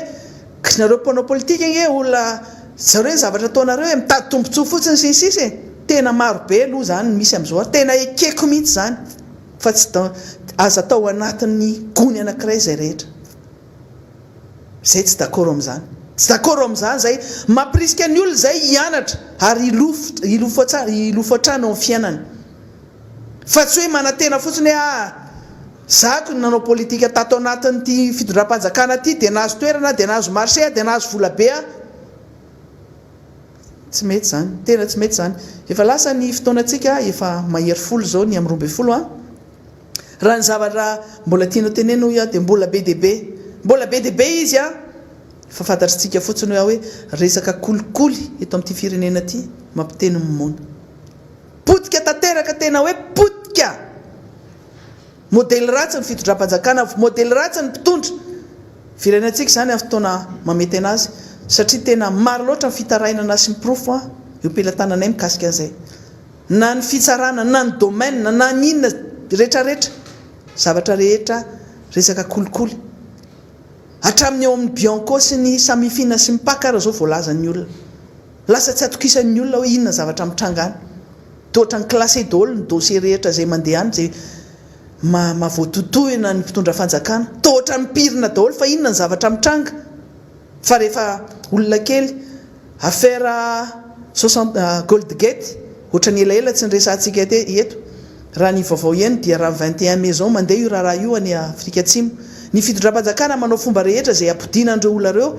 amohanandreo olona reo sy amerenanareo volamena eo aty Madagasikara raha miverina eto amintsika ny volamena ka miditra ao amin'ny banque centrale ary mazava tsara ny zavatra mitranga tsy ampiasainandreo araba tsara fa raha ohatra miverina eto dia anaovan'ny zareo passe-ball indray aleo hijanona any mankarary fo zany tafiditra ao anatin'le hoe orinasa-panjakana ampiasaina ho an'ny tombotsoan'ny hafa sy ny tombotsoan'ny mpitondra fanjakana ny banque centrale resantsika zany amin'ny fotoana mamety azy keo ohatra ny caisse d'épargne ohatra ny CNAPS ohatra n'izany banque centrale io tena ahitana zavatra tena goavana ary tena tsara fantaritsika vahoaka malagasy ihany zay no teny fitondrana ny anjara briko androany a zantsika eo izy androany a toytsika indray ny fandarana rapitso fa dia mametraka ny veloma finaritra ho antsika rehetra samy tenin'Andriamanitra ary mirary soatrany veloma ary